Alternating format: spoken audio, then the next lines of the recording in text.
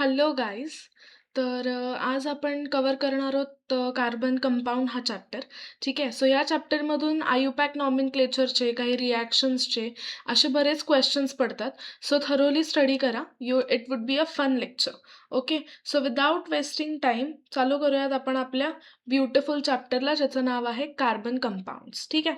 So what is electronic configuration? Carbon कंपाऊंड्समध्ये डीपमध्ये जाण्याआधी आपण आधी समजून घेऊयात की इलेक्ट्रॉनिक कॉन्फिगरेशन काय असतं. What is electronic configuration? Now understand की कोणत्याही गोष्टीमध्ये, कोणत्याही ॲटममध्ये किंवा रादर मॅटर जे असतं ते मॅटर ॲटम्सपासून बनलेलं असतं. ठीक आहे. मॅटर्स कशापासून बनलेलं असतं? ॲटम्सपासून. सो जेव्हा मॅटर्स हे ॲटम्सपासून बनलेले असतात, या ॲटम्समध्ये 3 फंडामेंटल गोष्टी असतात. एक म्हणजे झाला इलेक्ट्रॉन, दुसरा म्हणजे प्रोटॉन आणि तिसरा म्हणजे न्यूट्रॉन. ठीक आहे. सो याच्यावरून डिसाईड होतं त्याचा ॲटॉमिक नंबर आणि atomic mass number. So number of electrons जे असतात ते नंबर ऑफ इलेक्ट्रॉन्स किंवा प्रॉमिनेंटली नंबर ऑफ प्रोटॉन्स हे इंडिकेट करतात त्याचा atomic number. Versus atomic mass number म्हणजे number of protons plus number of neutrons असतात. ठीक आहे. सो आपण कार्बनबद्दल जेव्हा बोलतोय तेव्हा कार्बनचा ॲटॉमिक नंबर आहे 6. याचा अर्थ त्याच्यामध्ये टोटल नंबर ऑफ इलेक्ट्रॉन्स 6 आहेत. ठीक आहे. नंबर ऑफ इलेक्ट्रॉन्स 6 आहेत आणि त्याच्यामुळे इलेक्ट्रॉनिक कॉन्फिगरेशन काय आहे? 2,4. ठीक आहे. आता 2,4 असं का बरं म्हणतो आपण? So there is a way to write the electronic configuration. Electronic configuration लिहिण्याची एक पद्धत असते. सगळ्यात महत्त्वाचं म्हणजे याच्यामध्ये KLMN असे 4 शेल्स असतात. ठीक आहे. पहिल्या शेलमध्ये 2 इलेक्ट्रॉन्स, म्हणजे पहिल्या शेलची कपॅसिटी असते 2ची, दुसऱ्याची असते 8ची, तिसऱ्याची असते 18ची आणि चौथ्याची 32ची. ठीक आहे. So this is the capacity of KLMN 4 shells. ठीक आहे. सो पहिलं आता आपल्याकडे 6 इलेक्ट्रॉन्स आहेत. सो फर्स्ट शेलमध्ये 2 इलेक्ट्रॉन्स गेल्यानंतर अजून किती राहतात आपल्याकडे? 4. त्याच्यामुळे याचं इलेक्ट्रॉनिक कॉन्फिगरेशन आहे 2,4. ठीक आहे. याचाच अर्थ कार्बनला आउटरमोस्ट शेलमध्ये 8 इलेक्ट्रॉन्स असण्यासाठी अजून 4 इलेक्ट्रॉन्स हवे किंवा हे 4 इलेक्ट्रॉन्स दिल्यानंतर त्याच्याकडे आउटरमोस्ट शेलमध्ये 2 इलेक्ट्रॉन्स राहतील. द रिझन बिंग की कोणत्याही ॲटमला जर का स्टेबिलिटी अचीव्ह करायची असेल तर त्याच्या आउटरमोस्ट शेलमध्ये एकतर ड्यूप्लेट असला पाहिजे. ड्यूप्लेट म्हणजे काय? What is duplet? 2 इलेक्ट्रॉन्स असले पाहिजेत किंवा ऑक्टेट. याचा अर्थ काय? 8 इलेक्ट्रॉन्स असले पाहिजेत. ठीक आहे. सो याच्या आउटरमोस्ट शेलमध्ये एकतर ह्याला 8 इलेक्ट्रॉन्स घ्यावे लागतील किंवा 4 इलेक्ट्रॉन्स घ्यावे लागतील किंवा 4 इलेक्ट्रॉन्स द्यावे लागतील. That's the reason carbon needs 4 electrons to complete its octet. ठीक आहे. सो वॅलेन्सी ऑफ कार्बन काय असेल मग? वॅलेन्सी म्हणजे काय? तर कंबायनिंग कपॅसिटी. एखाद्या एलिमेंटची कंबायनिंग कपॅसिटी किती आहे याचाच अर्थ त्याला स्टेबल होण्यासाठी किती पाहिजेत इलेक्ट्रॉन्स, किंवा तो किती इलेक्ट्रॉन्स देऊ शकतो टू बिकम मोर स्टेबल. ठीक आहे. सो ह्या केसमध्ये 4 वॅलेन्स इलेक्ट्रॉन्स आहेत, आउटरमोस्ट शेलमध्ये 4 इलेक्ट्रॉन्स आहेत. सो तो इधर 4 इलेक्ट्रॉन्स देईल किंवा 4 इलेक्ट्रॉन्स घेईल. ठीक आहे. सो त्या दोन्ही केसेसमध्ये हा जो कार्बन आहे तो झाला टेट्रावॅलेंट कंपाऊंड. ना व्हॉट इज मीन बाय टेट्रावॅलेन्सी? टेट्रावॅलेन्सी म्हणजे आउटरमोस्ट शेलमध्ये 4 इलेक्ट्रॉन्स असतील तर त्याला आपण म्हणतो टेट्रावॅलेंट कंपाऊंड. ठीक आहे. Next is chemical compounds. ना व्हॉट इज केमिकल कंपाऊंड्स? कोणतेही कंपाऊंड जे आहे ते 2 पार्ट्समध्ये डिवाइड असतं. एक ऑर्गॅनिक, दुसरं इनऑर्गॅनिक. ठीक आहे. एक ऑर्गॅनिक आणि दुसरा इनऑर्गॅनिक. ऑर्गॅनिक कंपाऊंड म्हणजे काय? Organic compound which contains carbon as main element. Organic compound म्हणजे काय? ज्याच्यामध्ये मेन एलिमेंट म्हणून कार्बन प्रेझेंट असतो. वेरस इनऑर्गॅनिक कंपाऊंड म्हणजे काय? ज्याच्यामध्ये मेन एलिमेंट कार्बन नसतो पण कार्बन नाहीच आहे असं नसतं. ठीक आहे. सो लेट सी, आपण बघूयात पुढे जाऊन. याचे एक्झाम्पल्स काय आहेत? जे जे आपण फूड खातो ते सगळं ऑर्गॅनिक फूड आहे. फ्युअल, मेडिसिन, प्लास्टिक, या सगळ्या गोष्टी, yes, these all things are organic compounds. The reason being की ह्याच्यामध्ये काय असतं? कार्बन एक इसेन्शियल एलिमेंट असतं. ठीक आहे. त्यानंतर history of organic compound. What is the history behind organic compounds? Earlier organic compounds were obtain only from the living organisms. आधी फक्त लिव्हिंग ऑर्गॅनिझम्सपासून ऑर्गॅनिक कंपाऊंड जे आहेत ते आपण घेऊ शकत होतो किंवा ऑब्टेन करू शकत होतो. पण 1828 मध्ये फ्रेडरिच व्होलर यांनी काय सांगितलं की युरिया जे आहे हे युरिया त्यांनी सिंथेसाइज केलं लॅबोरेटरीमध्ये, आणि हे जे युरिया आहे ते पहिल्या इनऑर्गॅनिक कंपाऊंड, त्याचं नाव होतं अमोनिया, याच्यापासून सिंथेसाइज केलं होतं. ठीक आहे. सो अमोनियापासून युरिया हा सिंथेसाइज झालेला, which was the first organic compound synthesized in the laboratory in 1828. Okay. So त्याच्यामुळे याच्यामधनं प्रूव्ह झालं की आपण ऑर्गॅनिक कंपाऊंड्स आर्टिफिशियली सुद्धा तयार करू शकतो. ठीक आहे. नेक्स्ट, नाव एक्सेप्शन्स. इनऑर्गॅनिक कंपाऊंड्सचे काही एक्सेप्शन्स आहेत. For example carbon dioxide. Carbon डायऑक्साईडमध्ये कार्बन प्रेझेंट आहे, but though it is a inorganic compound. Carbon monoxide, carbonate, bicarbonates and carbides, these all are inorganic compounds. Okay. Bonds in the carbon compound. Most of the carbon compounds form covalent bond. Mostly carbon compounds मध्ये covalent bond असतो. covalent bond का असतो? कारण इथे ते ionic bonds तयार नाही करू शकत. The reason being की ionic bonds तयार होत नाही, त्याच्यामुळे इलेक्ट्रिक कंडक्टिव्हिटी जी आहे ती ह्यांच्यामध्ये होत नाही. त्याच्यामुळे युजली ऑर्गॅनिक कंपाऊंड्स हे पुअर कंडक्टर ऑफ इलेक्ट्रिसिटी असतात. ठीक आहे. For example glucose and urea. Glucose आणि युरिया हे असे कंपाऊंड्स आहेत जे इलेक्ट्रिसिटी कंडक्ट नाही करू शकत. ठीक आहे. Physical properties. ऑर्गॅनिक कंपाऊंडचा मेल्टिंग पॉईंट खूप कमी असतो, बॉइलिंग पॉईंट सुद्धा खूप कमी असतो. Intermolecular forces. ना what is mean by intermolecular force? So हा कार्बनचा ॲटम आहे, ठीक आहे, आणि हा नेबरिंग ॲटम आहे. सो या दोघांमध्ये या दोन कंपाऊंड्समध्ये जो फोर्स असतो, हा फोर्स, या फोर्सला म्हणतात इंटरमॉलिक्युलर फोर्स. ठीक आहे. But though this has to be a molecule. ठीक आहे. हा जो आहे तो मॉलिक्यूल असायला पाहिजे, आणि हा पण काय असायला पाहिजे? मॉलिक्यूल असायला पाहिजे. सो यांच्यामध्ये इंटरमॉलिक्युलर फोर्स जो आहे तो खूप जास्त वीक असतो. त्याच्यामुळे पुअर कंडक्टर आहेत इलेक्ट्रिसिटीचे, as well as they are very different from ionic compound. The reason being की ते आयनिक बॉन्ड्स बनवू शकत नाहीत. ओके.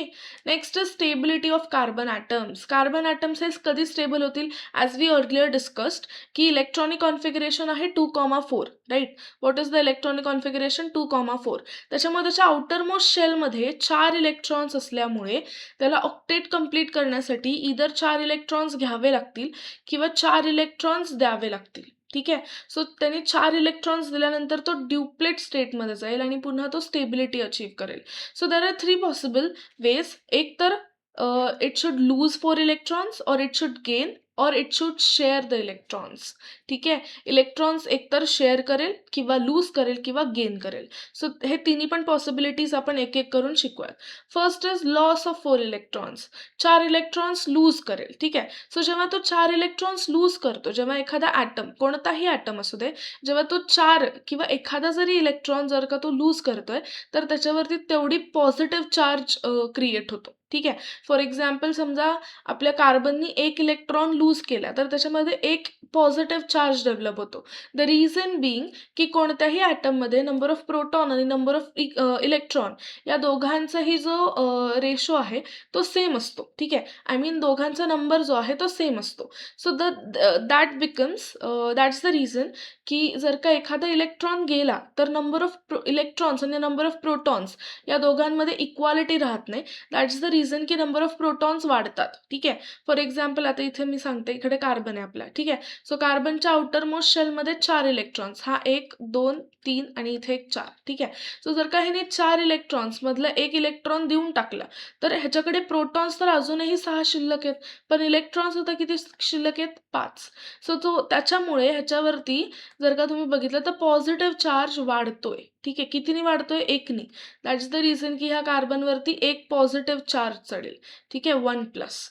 असे जर का त्यांनी बाहेरचे 4 इलेक्ट्रॉन्सही देऊन टाकले, तर ह्या कार्बनवरती 4 पॉझिटिव्ह चार्ज चढतील. ठीक आहे. सो त्याच्यामुळे तो खूप जास्त अनस्टेबल होईल आणि खूप छोटा होईल. ठीक आहे. त्याची साईज काय होईल? खूप रिड्यूस होईल. द रिझन बिंग की जेव्हा जसं आपण इलेक्ट्रॉन्स बाहेर काढतोय, तसं पॉझिटिव्ह चार्ज वाढतोय, आणि जर का पॉझिटिव्ह चार्ज खूप जास्त वाढला, तर जे इनरमोस्ट शेलमध्ये 2 इलेक्ट्रॉन्स आहेत. आता आपल्या कार्बनकडे आतमधल्या शेलमध्ये 2 इलेक्ट्रॉन्स आहेत, इथे एक आहे, इथे एक आहे, आणि ह्याच्या बाहेरच्या शेलमध्ये 4 इलेक्ट्रॉन्स आहेत, 1, 2, 3 आणि 4. आता जर का हे 4ही पण इलेक्ट्रॉन्स गेले, तर इनरमोस्ट शेल म्हणजे हा जो आहे तो आउटर मोस्ट होणार आणि त्याच्यामध्ये दोनच इलेक्ट्रॉन राहणार. वेरस त्याच्यामध्ये प्रोटॉन 6 आहेत. सो त्याच्यामुळे काय होतं, आतमधले जे 6 प्रोटॉन्स आहेत ते इलेक्ट्रॉनला मॅक्सिमम फोर्सने अट्रॅक्ट करतात. त्याच्यामुळे याची जी साईज आहे, रेडियस आणि याच्यामधली जी साईज आहे ती डिक्रीज होते आणि कार्बनचं जे ओव्हरऑल साईज आहे ॲटमची ती पण काय होते, डिक्रीज होते. ठीक आहे, आणि चार्ज वाढतो. त्याच्यामुळे कार्बनकडे हा चॉईसच नाही आहे की तो चारीच्या चारी इलेक्ट्रॉन्स लूज करेल. ठीक आहे, so losing 4 electron is not a choice. Then gaining 4 electron, जर का तो 4 इलेक्ट्रॉन्स घ्यायचं असं म्हणतोय तर त्या केसमध्ये काय होईल, जसं जसं एक एक इलेक्ट्रॉन, जसं आपण इकडे बघितलं की एक इलेक्ट्रॉन दिल्यानंतर पॉझिटिव्ह चार्ज वाढत होता, सिमिलरली एक इलेक्ट्रॉन घेतल्यानंतर निगेटिव्ह चार्ज वाढतो. ठीक आहे, सो आता इथे पण काय होतंय, समजा कार्बनने एक इलेक्ट्रॉन घेतला, या केसमध्ये एक इलेक्ट्रॉन घेतला. ठीक आहे, सो ह्याच्यावरती काय होणार, नंबर ऑफ प्रोटॉन्स तर 6 राहणार पण नंबर ऑफ इलेक्ट्रॉन्स किती होणार, 7 होणार. ठीक आहे, अल्टिमेटली 7चे 8 होतील, 8चे 9 होतील, 9चे 10 होतील. त्याच्यामुळे नंबर ऑफ प्रोटॉन्स जे आहेत ते 6च राहणार पण नंबर ऑफ इलेक्ट्रॉन्स किती होतील, 10 होतील. ठीक आहे, ऑलमोस्ट इक्वल टू 10. बरोबर, 10 इलेक्ट्रॉन्स होणार पण 6च प्रोटॉन्स राहणार. त्याच्यामुळे काय होणार, कार्बनवरती 4 निगेटिव्ह चार्जेस येणार, 4 मायनस हा चार्ज येणार. त्याच्यामुळे काय होईल, त्याचा जो साईज आहे तो साईज इन्क्रीज होईल. का साईज इन्क्रीज होईल, कारण नंबर ऑफ प्रोटॉन्स हे खूप जास्त कमी आहेत आणि नंबर ऑफ इलेक्ट्रॉन्स खूप जास्त आहेत. त्याच्यामुळे काय होतील, नंबर ऑफ इलेक्ट्रॉन्स जे आहेत ते इलेक्ट्रॉन काय प्रयत्न करतील की ते न्यूक्लियसपासून लांब राहतील. ठीक आहे, so it would try to repel. ठीक आहे, एकमेकांना रिपेल करण्याचा प्रयत्न करतील. ठीक आहे, ह्या शेलमध्ये सुद्धा ते एकमेकांना रिपेल करण्याचा प्रयत्न करतील. त्याच्यामुळे इलेक्ट्रॉन्समध्ये रिपल्शन वाढल्यामुळे न्यूक्लियस हे 10 इलेक्ट्रॉन्सला इझिली हँडल करू शकणार नाही. त्याच्यामुळे पुन्हा C4 मायनस हा सुद्धा अनस्टेबल होणार. त्याच्यामुळे गेन ऑफ इलेक्ट्रॉन सुद्धा आपण करू शकत नाही.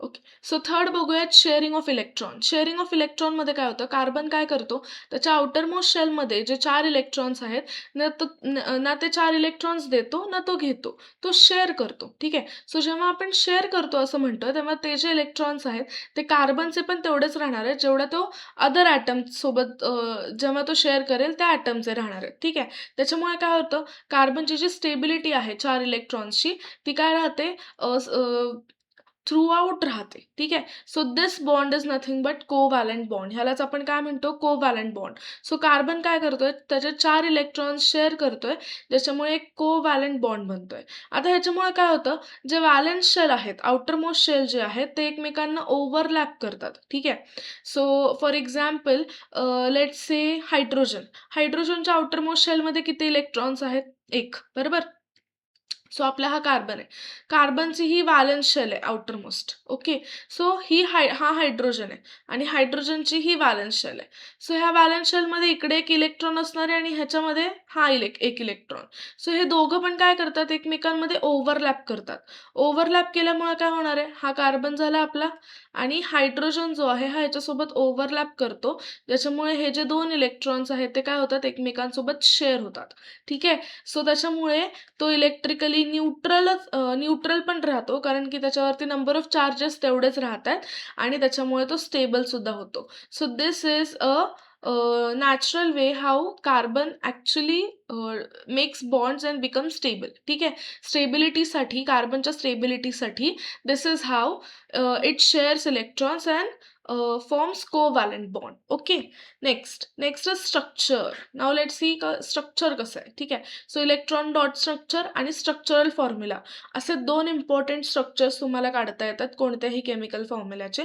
ठीक आहे, फॉर एक्झाम्पल आपण घेतोय मिथेन. ठीक आहे, सो मिथेन म्हणजेच काय असतं, CH4 इज मिथेन. ठीक आहे, सो एक कार्बन आहे. ठीक आहे, हा एक कार्बन आहे आणि कार्बनच्या आउटरमोस्ट शेलमध्ये इथे किती इलेक्ट्रॉन आहे, 1 इलेक्ट्रॉन. ठीक आहे, इथे पण 1, इथे पण 1, इथे पण 1. ठीक आहे, सो कार्बनच्या आउटरमोस्ट शेलचे सगळे इलेक्ट्रॉन्स आपण काढले. This is called as electron dot structure.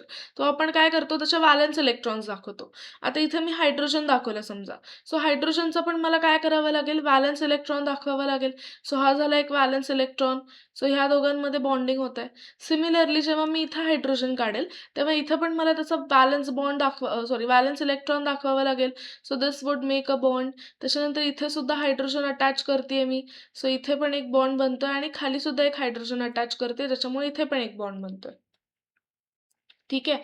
आता ह्याच्यामुळे काय झालं, हा जो कार्बन आहे, ह्या कार्बनच्या आउटर मोस्ट शेलमध्ये टेक्निकली बघायला गेलं तर 1, 2, 3, 4, 5, 6 आणि 7, 8 असे 8 इलेक्ट्रॉन्स ह्याच्यामध्ये आले, because it is sharing its electron. Whereas या हायड्रोजनकडे 2 झाले, याचा अर्थ हायड्रोजनचा ड्युप्लेट कंप्लीट झाला आणि आपल्या कार्बनचा ऑक्टेट कंप्लीट झाला.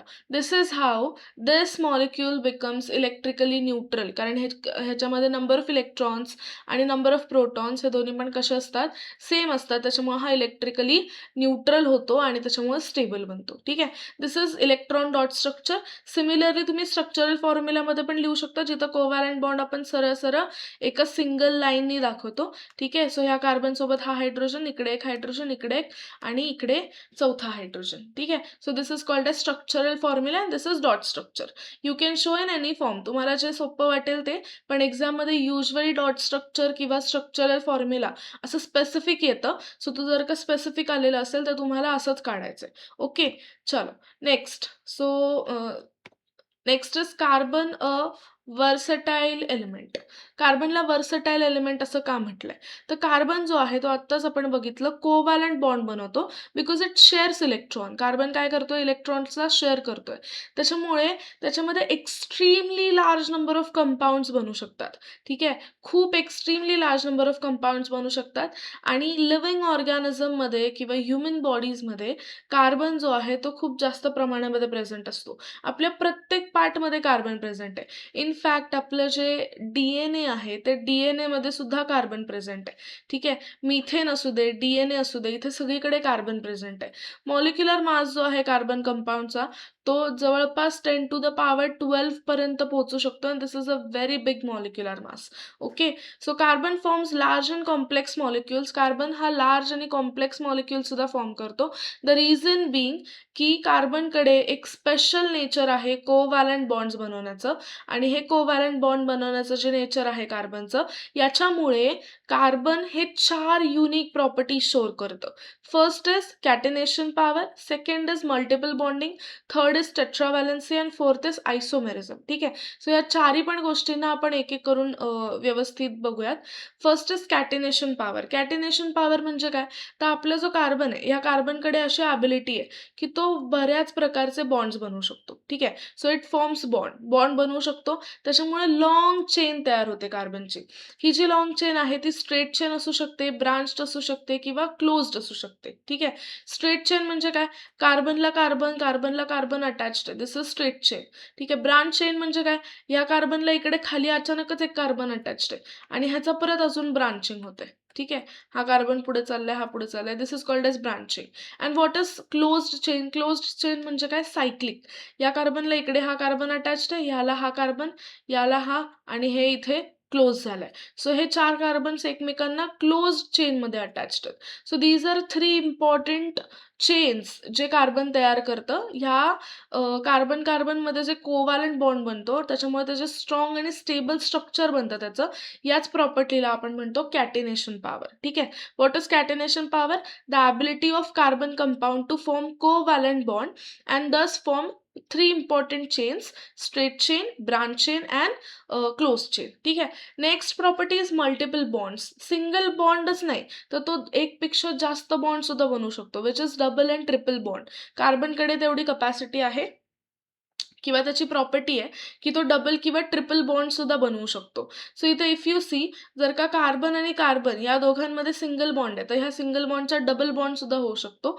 द रिझन बिंग की कार्बन आणि कार्बन हे एकमेकांशी किती इलेक्ट्रॉन शेअर करतील, हा 2 इलेक्ट्रॉन्स आणि हा 2 इलेक्ट्रॉन्स, असे 4 इलेक्ट्रॉन्स ते एकमेकांना शेअर करतील. वेरॅज जेव्हा ट्रिपल बॉन्ड होतो तेव्हा काय होईल, हा कार्बन ह्याच्याशी 3 इलेक्ट्रॉन्स शेअर करू शकतो आणि हा पण कार्बन ह्याच्याशी 3 इलेक्ट्रॉन्स, असे टोटल 6 इलेक्ट्रॉन्स हे शेअरिंगमध्ये असतात. ठीक आहे. So this is double bond and triple bond. So त्याच्यामुळे काय होतं, कार्बन कंपाऊंड्स इन्क्रीज होत जातात. सो इफ यू सी, कार्बनला कार्बन, कार्बनला कार्बन असं अटॅच करून आपण खूप मोठा पॉलिमर बनवू शकतो, बरोबर. सिमिलरली कार्बन कार्बनमध्ये सिंगल बॉन्ड्स ठेवा, कार्बन कार्बनमध्ये डबल बॉन्ड ठेवा, ट्रिपल बॉन्ड ठेवा, असे खूप नंबर ऑफ ऑर्गॅनिक मॉलिक्युल्स आपण तयार करू शकतो. This is the second reason of multiple bonding. ठीक आहे. सो याच्यामध्ये 3 टाइप्स होतात. एक असतं अल्केन, दुसरं असती अल्कीन आणि तिसरं असतं अल्काइन. ठीक आहे. अल्केन, अल्कीन आणि अल्काइन त्याच्याबद्दल आपण शिकणार आहोत पुढे. Next is tetravalency. Third property is its tetravalency property. Tetravalency म्हणजे काय आपण आत्ताच बघितलं होतं. कार्बनच्या आउटर मोस्ट शेलमध्ये 4 इलेक्ट्रॉन्स असल्यामुळे कार्बन हा टेट्राव्हॅलंट बनतो. ठीक आहे. सो त्याच्यामुळे तो काय करू शकतो, बऱ्याच बाकीच्या एलिमेंट सोबत सुद्धा बॉन्ड बनवू शकतो. जसं की कार्बन हा हायड्रोजन सोबत बॉन्ड बनवू शकतो, आपण बघितलं. ऑक्सिजन सोबत बनवू शकतो, जसा तो CO2च्या वेळेस बनवतो. सो कार्बन जो आहे तो 2 ऑक्सिजन सोबत बॉन्ड बनवतो, त्याच्यामुळे हा होतो CO2, बरोबर. त्याच्यानंतर नायट्रोजन सोबत बनवू शकतो. सल्फर, हॅलोजन आणि फॉस्फरस अशा बऱ्याच एलिमेंट सोबत कार्बन हा बॉन्ड बनवू शकतो. Next is isomerism. आयसोमेरिझम म्हणजे काय, तर कार्बन आणि isomerism it is a property. त्याच्यामध्ये आपण काय बघतो की the compounds have same molecular formula. त्यांचा मॉलिक्युलर फॉर्म्युला सेम असतो, पण त्याचा स्ट्रक्चरल फॉर्म्युला डिफरंट असतो. ठीक आहे. आता मॉलिक्युलर फॉर्म्युला आणि स्ट्रक्चरल फॉर्म्युला या दोघांमध्ये पण फरक असतो. आणि तो फरक म्हणजे काय, फॉर एक्झाम्पल आपल्याकडे 4 कार्बन्स आहेत. इथे तुम्हाला एक्झाम्पल दिसत असेल. ठीक आहे. सो आपल्याकडे किती कार्बन आहेत, 4. सो या 4 कार्बन्सला आपण एकमेकांसोबत जॉईन केलं. ठीक आहे. या 4 कार्बन्सला मी काय करते, एकमेकांसोबत जॉईन करते. आता जेव्हा मी एकमेकांसोबत ह्या कार्बन्सला जॉईन करते, तेव्हा ते एकमेकांसोबत एक एक बॉन्ड तयार करतायत. सो हा कार्बन एक बॉन्ड तयार करतोय. सो ह्याच्याकडे 3 हायड्रोजनचे बॉन्ड झाले. इकडे 1, 2, 3. याच्याकडे किती झाले, 2, because it is already making 2 bonds with other 2 carbons, बरोबर. हा सुद्धा 2 कार्बन, सॉरी हायड्रोजन, आणि हा 3 hydrogen. This is called as straight chain. ठीक आहे. तर याचा मॉलिक्युलर फॉर्म्युला, ह्याला स्ट्रक्चरल फॉर्म्युला म्हणतात. जेव्हा आपण इथं हायड्रोजन लिहू, हा पण हायड्रोजन, हा पण hydrogen, hydrogen, hydrogen, hydrogen and hydrogen. ठीक आहे. ह्याला स्ट्रक्चरल फॉर्म्युला म्हणतात. व्हॉट इज मॉलिक्युलर फॉर्म्युला, मग आता इथे कार्बन किती आहेत, 1, 2, 3 आणि 4. ठीक आहे. सो कार्बन किती आहेत, 4, आणि हायड्रोजन किती आहेत, हे 3, 3, 6, 7, 8, 9, 10. ठीक आहे. सो हायड्रोजन किती आहेत, 10. सो C4H10 हा त्याचा मॉलिक्युलर फॉर्म्युला झाला. आणि स्ट्रक्चरल फॉर्म्युला जसा आपण आता इथे ड्रॉ केला, हा स्ट्रक्चरल फॉर्म्युला असा न ड्रॉ करता आपण ब्रांचिंग मध्ये पण करू शकतो. कसं बघा, इकडे एक कार्बन अटॅच केला, हा एक कार्बन, हा एक कार्बन, हे एकमेकांना सिंगल बॉन्ड मध्ये आहेत. आता जो मधला कार्बन आहे, ह्या कार्बनला आपण खाली एक कार्बन अटॅच करतोय. त्याच्यामुळे काय होतं, हे जे 3 कार्बन आहेत, या 3 कार्बनला खाली एक कार्बन अटॅच झाल्यामुळे हा ब्रांचिंग मध्ये गेला. आणि आता आपण हायड्रोजन्स अटॅच करून घेऊयात. ह्याला 3 हायड्रोजन्स, ह्याला अजून वरती एकच, because it is capable of making only 1 bond. ठीक आहे. कारण तो ऑलरेडी 3 बॉन्ड्स बनवतोय. हा कार्बन एक बॉन्ड बनवतोय, त्याच्यामुळे वरती इकडे आणि इकडे असे 3 हायड्रोजनचे बॉन्ड बनवू शकतो. आणि हा पण इकडे 3 हायड्रोजनचे बॉन्ड बनवू शकतो. सो ह्याचा पण मॉलिक्युलर फॉर्म्युला किती लिहून बघूयात आपण. किती कार्बन आहे त्याच्यात, 4. हायड्रोजन किती आहेत, हे 3, हे 3, 6, 7, 8, 9 आणि वरती एक 10. सो इफ यू सी, याचा मॉलिक्युलर फॉर्म्युला सेम आहे, पण स्ट्रक्चर कसं आहे त्याचं डिफरंट आहे. This is called age isomerism. ठीक आहे. आयसोमेरिझम म्हणजे काय, मॉलिक्युलर फॉर्म्युला सेम असतो, पण स्ट्रक्चरल फॉर्म्युला जो आहे तो वेगळा असतो. ठीक आहे. चलो, so these were 4 important properties. Okay. First is catenation, second was multiple bonding, third is tetravalency, and fourth is isomerism. That's the reason carbon is a versatile element. Okay. चल, moving towards hydrocarbon. Now what is hydrocarbon. जेव्हा आपण carbon आणि hydrogen या दोघांनी attach करतो, तेव्हा बनतो तो हायड्रोकार्बन. कंपाऊंड ज्याच्यामध्ये कार्बन आणि हायड्रोजन हे 2 मेन एलिमेंट्स असतात, त्याला आपण म्हणतो हायड्रोकार्बन्स. हायड्रोकार्बन्स हे सिम्पलेस्ट ऑर्गॅनिक कंपाऊंड्स आहेत. आणि हायड्रोकार्बन हे मिथेन पासून स्टार्ट होऊन ते अगदी खूप मोठ्या बिगेस्ट हायड्रोकार्बन पर्यंत पण पोहोचू शकतात. ठीक आहे. Next structural formula of hydrocarbons. हायड्रोकार्बनचा स्ट्रक्चरल फॉर्म्युला काय असतो. Steps to draw. First, join carbon atoms with single bond. सगळ्या कार्बन ॲटम्सला एका सिंगल बॉन्डमध्ये अटॅच करा. Second is add hydrogen atoms to satisfy the tetravalency of the carbon, and thus you can get the hydrocarbon. ठीक आहे. So I'll just draw it for you. ठीक आहे. So इथे तुम्हाला दिसतंय हा कार्बन आहे आपला. ठीक आहे. सो ह्या कार्बनच्या आउटर मोस्ट शेलमध्ये इकडे एक 2 3 4 असे 4 इलेक्ट्रॉन्स. सो आपण काय करतो, ह्याला आणि ह्याला दुसऱ्या हायड्रोजनला अटॅच करतो. या इलेक्ट्रॉन सोबत दुसरा हायड्रोजन, या इलेक्ट्रॉन सोबत पण दुसरा हायड्रोजन आणि ह्या इलेक्ट्रॉन सोबत पण दुसरा hydrogen. This is nothing but hydrocarbon. पण बरेचदा काय होतं, कार्बन जो आहे तो कार्बन काय करतो, इकडे ठीक आहे. सो कार्बन आणि कार्बन ह्या दोघांमध्ये बॉन्डिंग झाल्यामुळे या कार्बनच्या आउटर मोस्ट शेलमध्ये फक्त 3च इलेक्ट्रॉन्स राहतात आता. सो हे 3 इलेक्ट्रॉन्स तो कोणासोबत शेअर करेल, 3 हायड्रोजन सोबत, नो प्रॉब्लेम. बरोबर. हा पण कार्बन काय करेल, 3 हायड्रोजन सोबत बॉन्ड बनवेल.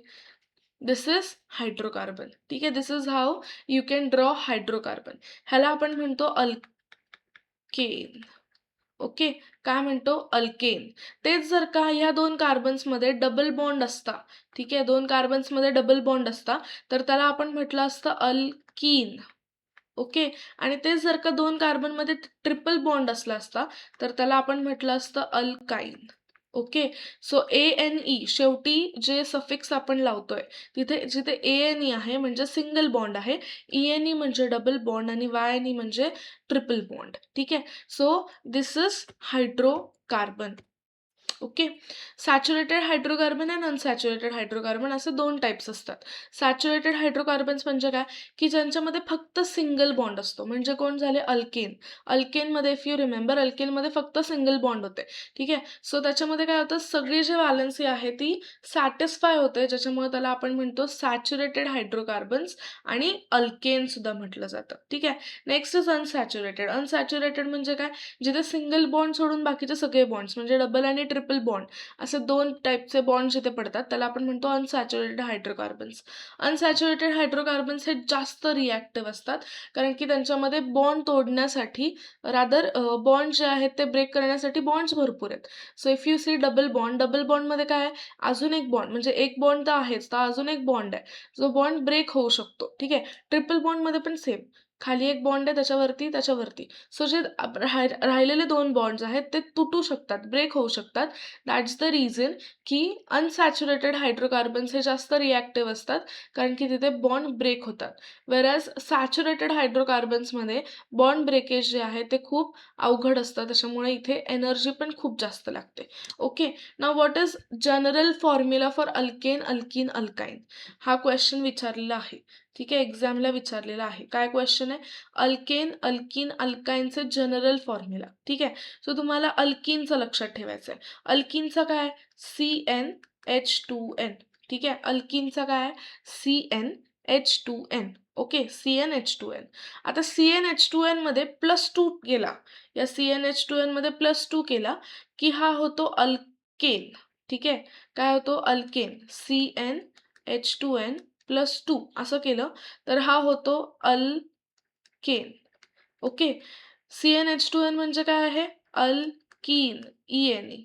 ठीक आहे. याच्यामधनंच 2 मायनस केलं म्हणजे CnH2n आणि -2 केलं तर हा होतो alkyne. Okay.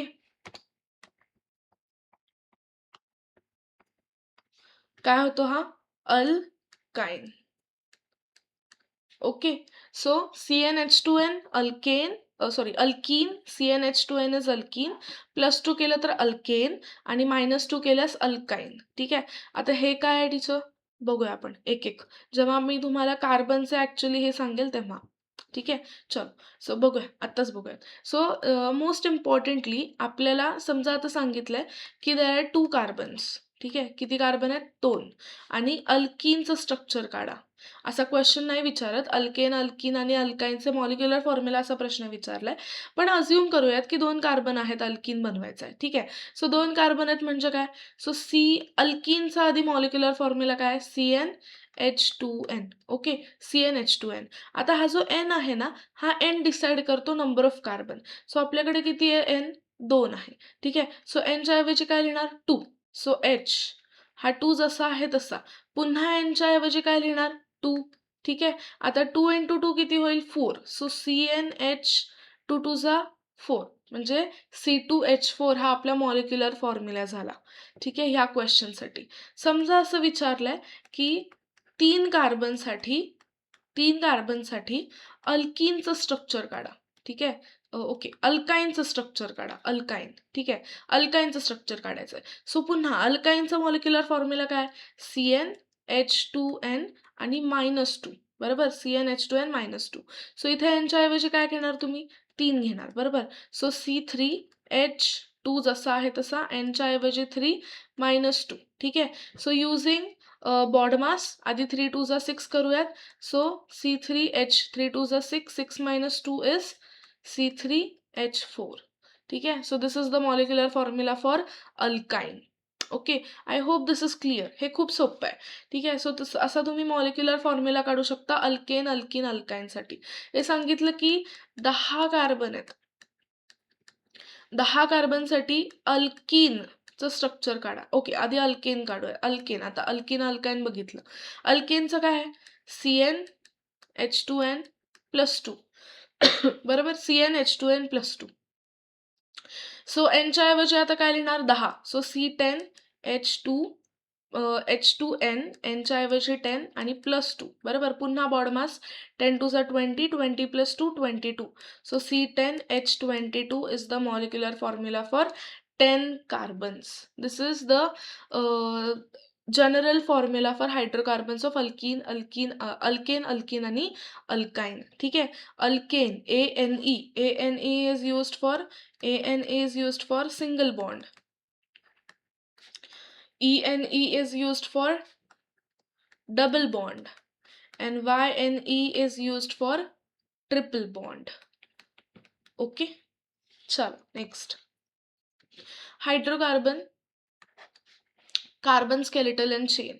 Carbon atoms forms core skeleton. ठीक आहे. हे काय करतं? कोर स्केलेटन फॉर्म करतं कार्बन ॲटम हायड्रोकार्बनसाठी, आणि त्याच्यानंतर हायड्रोजन अटॅच होतात. आपण इथे बघितलं ना, आधी आपण कार्बन्स काढून घेतो. सो इफ यू सी, आपण काय केलेलं मागच्या स्ट्रक्चरमध्ये, I just draw it for you. ठीक आहे. आपण ह्याचं स्ट्रक्चरल फॉर्म्युला पण काढूयात. लेट्स सी, ड्रॉ करून बघूयात ह्याला. Just a second, let's draw it. ठीक आहे.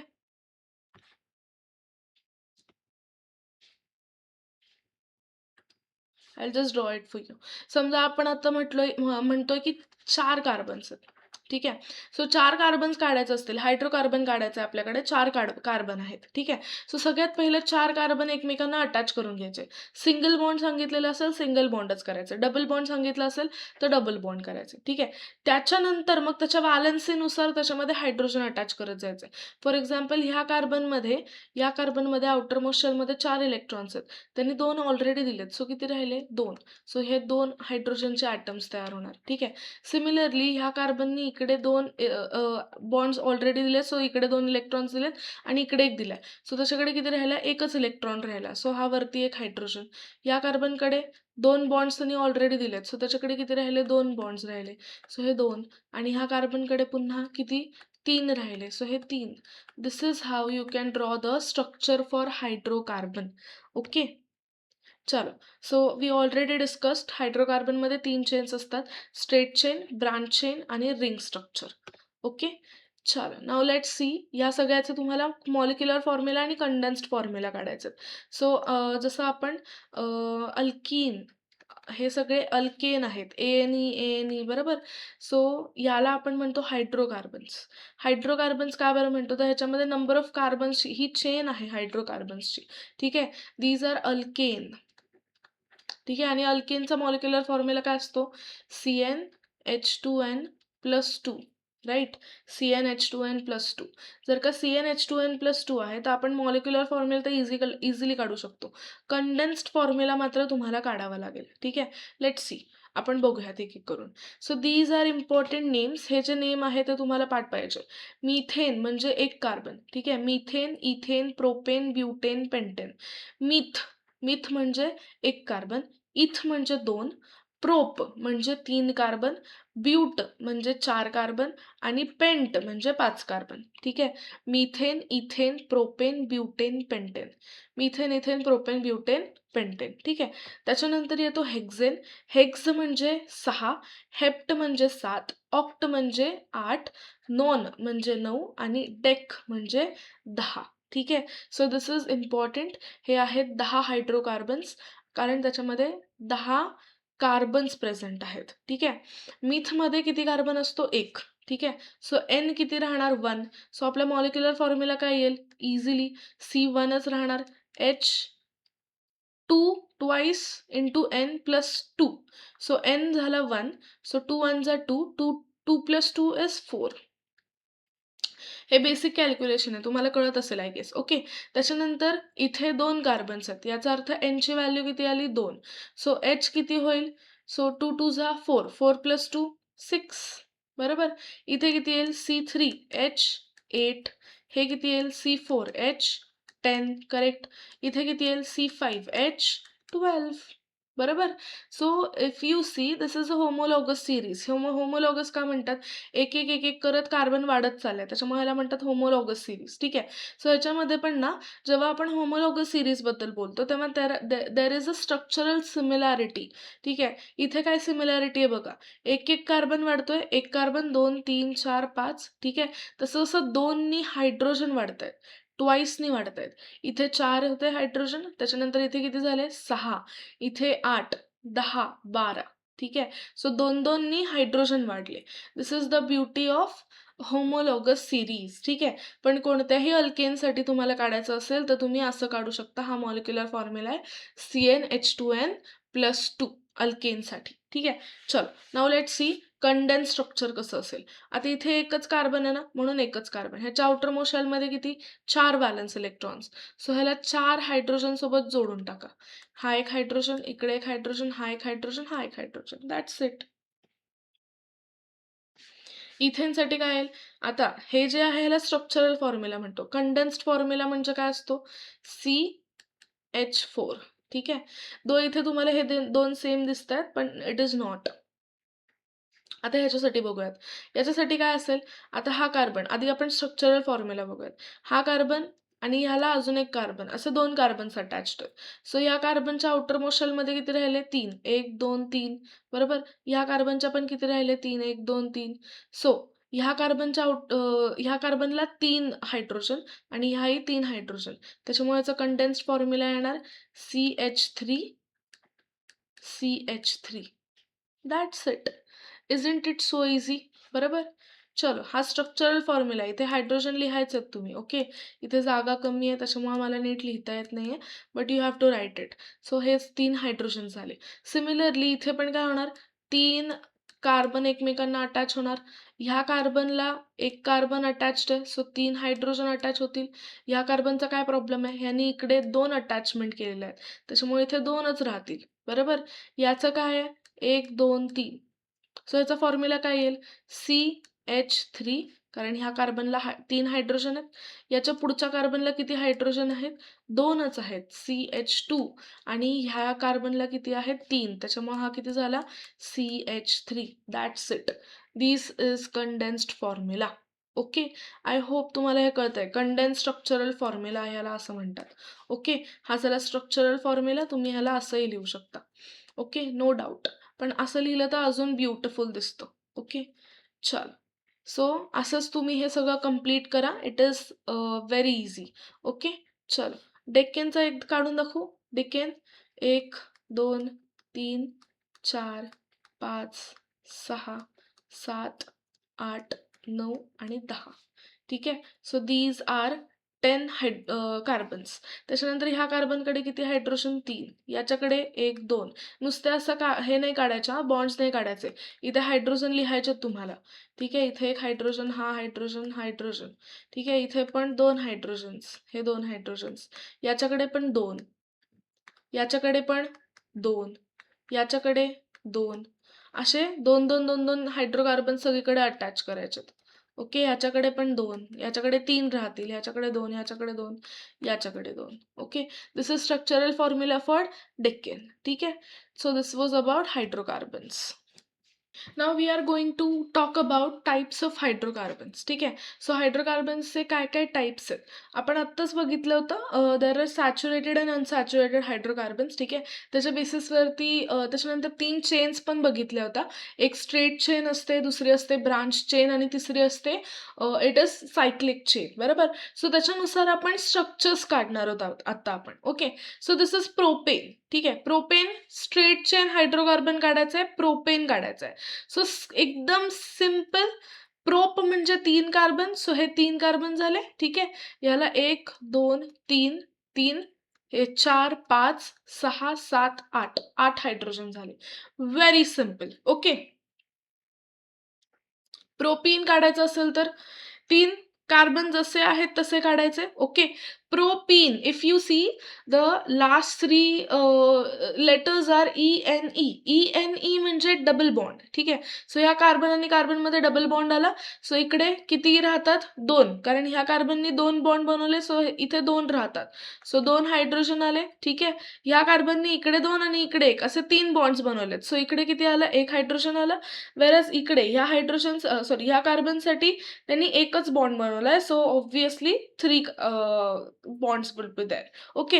Next is propine. Now what is propine? YNE. YNE means triple bond. So ह्या कार्बन आणि ह्या पुढच्या कार्बन मध्ये किती बॉन्ड्स? Triple bond. आणि त्याच्या पुढच्या कार्बन मध्ये एक single bond. So C triple bond C. 1 2 3 3 bonds बनवल्यानंतर त्याच्याकडे एकच राहतो हायड्रोजनसाठी. बरोबर. वेरज ह्या कार्बननी इकडे 3 बॉन्ड्स बनवलेत आणि इकडे एक बनवलाय. सो प्रोबॅबली ह्याच्याकडे एकही राहणार नाही. बरोबर. आणि ह्याच्याकडे 3 राहतील. Okay. So this is the structural formula for propyne. Similarly branch structure पण काढू शकता हायड्रोकार्बन्सचे. कसे? आयसोब्युटेन सांगितलंय. आयसोब्युटेन म्हणजे सगळ्यात पहिलं ब्यूट. याचा अर्थ 4 कार्बन 1 2 3. आता जो चौथा कार्बन असणार आहे तो चौथा कार्बन ब्रांचिंग मध्ये असणार. ब्रांचिंग म्हणजे मध्ये म्हणजे ह्या कार्बनच्या खाली काढून टाकायचं. So this is branching. ठीक आहे. या कार्बनसाठी हा ब्रांच झाला. सो 4 कार्बन्स आहेत आपल्याकडे आणि इथे 1 2 3 व्हॅलन्सीनुसार हायड्रोजन्स देऊन टाकायचे. ह्या कार्बनकडे 3, याच्याकडे 1 2 3 ऑलरेडी 3 बॉन्ड्स बनवलेले आहेत. सो एकच हायड्रोजन वरती जाणार. ह्या कार्बनकडे 1 2 3 असे 3 कार्बन हायड्रोजन्स आणि ह्याच्याकडे 3 hydrogens. So this is structure of isobutane. Okay. Similarly isobutylene साठी पण काढू शकता. So if you see ENE याचा अर्थ कार्बन कार्बन मध्ये ट्रिपल बॉन्ड.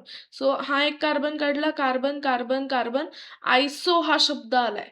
ठीक आहे. याच्या प्रिफिक्स मध्ये आयसो हा शब्द आलाय. आयसो इज फॉर ब्रांचिंग. ठीक आहे. N म्हणजे straight chain. So N propane म्हणजे काय करायचं? स्ट्रेट चेन काढायची. इथं आयसोब्युटिलीन काढायचं म्हणजे कार्बन कार्बनला ब्रांचिंग असलं पाहिजे. सो ह्या कार्बनला खाली ब्रांच करायचंय. ठीक आहे. ह्याला पण ब्रांच करायचंय. आणि आयसोब्युटिलीन काढायचंय. ENE. बरोबर. सो काय करावं लागेल ब्युटिलीन साठी? What would you have to do for butylene? You have to show double bond. बरोबर. डबल बॉन्ड हवा. सो ह्या कार्बन आणि ह्या कार्बन मध्ये इथे डबल बॉन्ड आला. ओके. आता ह्या कार्बननी 1 2 3 4 4 बॉन्ड्स ऑलरेडी बनवलेत. सो मिडल वाल्या कार्बनला एकही हायड्रोजन येणार नाही. ह्याला 2 येणार कारण त्यांनी 2 बॉन्ड्स बनवलेत. ह्या कार्बनला 3 हायड्रोजन येणार आणि ह्याच्याकडे किती हायड्रोजन येणार? 1 2 3 hydrogen. This is how you can draw isobutylene structure. Okay. Next comes cyclic. Now this is cyclohexane.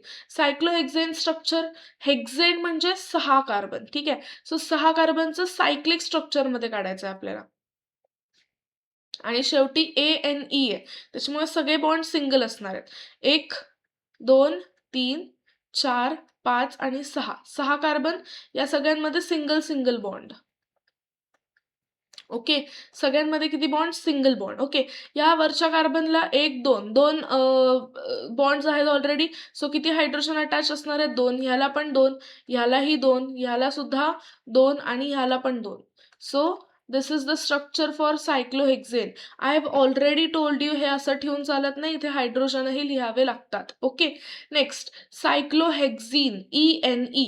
आता सेम स्ट्रक्चर पण फक्त double bond. So double bond म्हणजे आधी 6 कार्बन काढून घ्या. ओके. 6 कार्बन्स याच्यामध्ये आधी सिंगल सिंगल बॉन्ड देऊन द्या. ओके.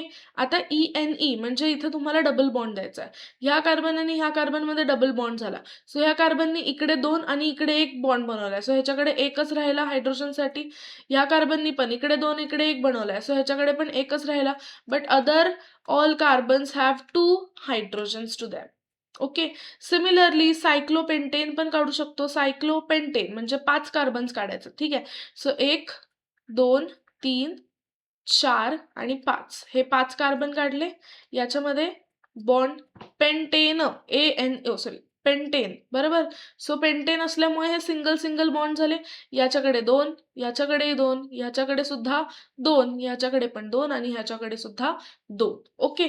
बेन्झीन हे स्ट्रक्चर लक्षात ठेवायचं आहे. ओके. बेन्झीन म्हणजे काय असतो ते सांगते मी तुम्हाला आता.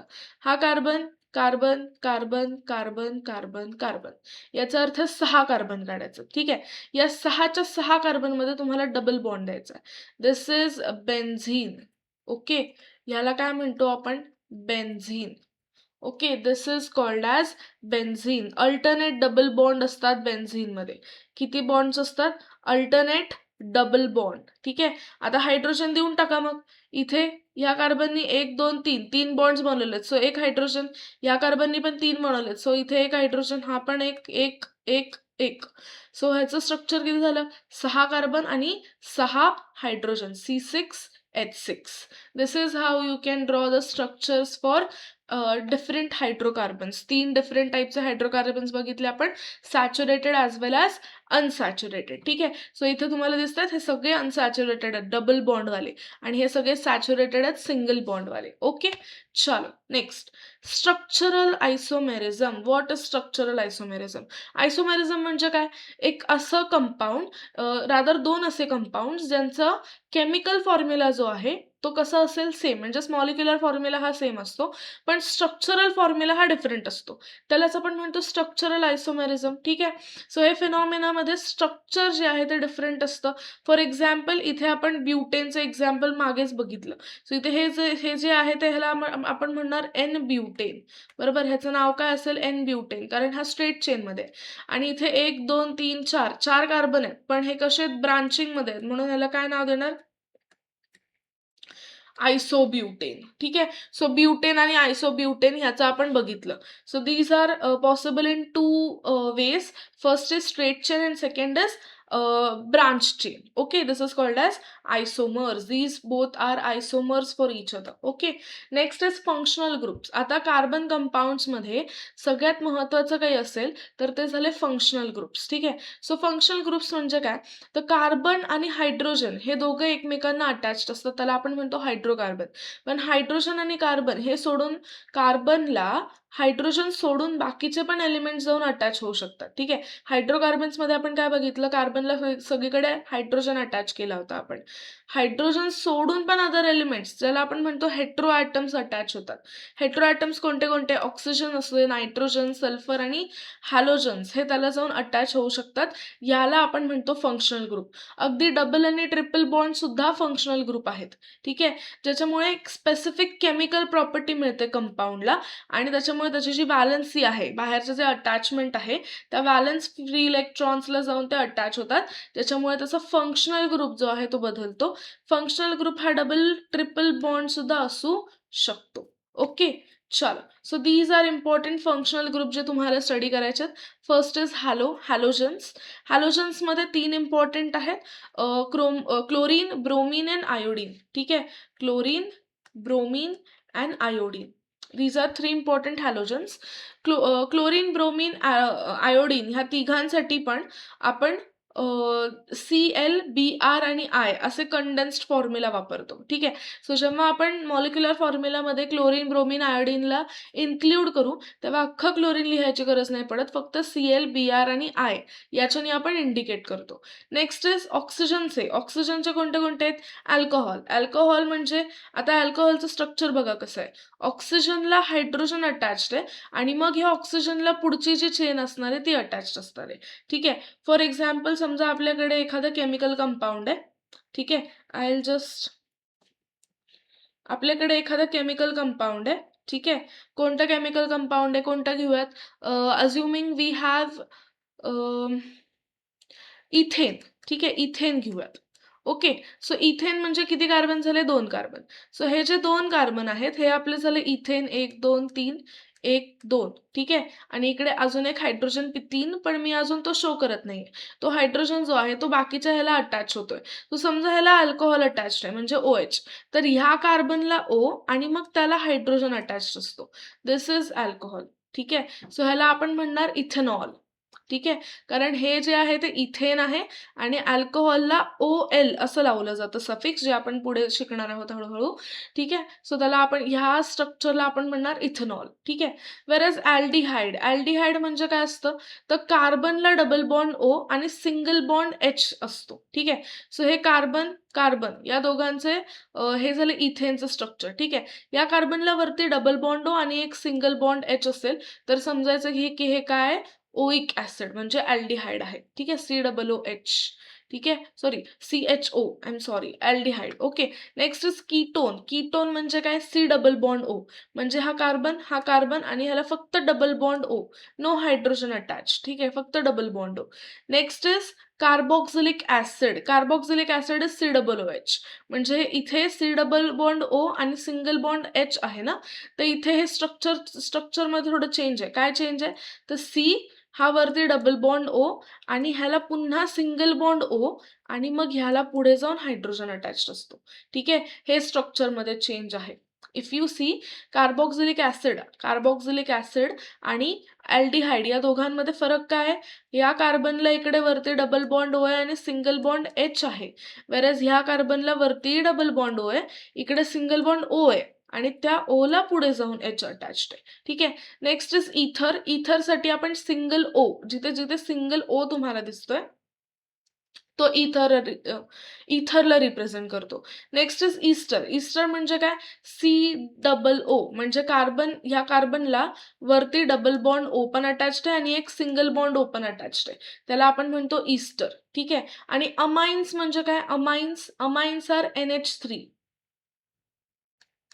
ठीक आहे. Sorry, NH2. सो ह्या नायट्रोजनला इकडे एक हायड्रोजन अटॅच्ड आहे आणि इकडे एक हायड्रोजन अटॅच्ड आहे. So this is called as amine. These are important functional groups you have to remember.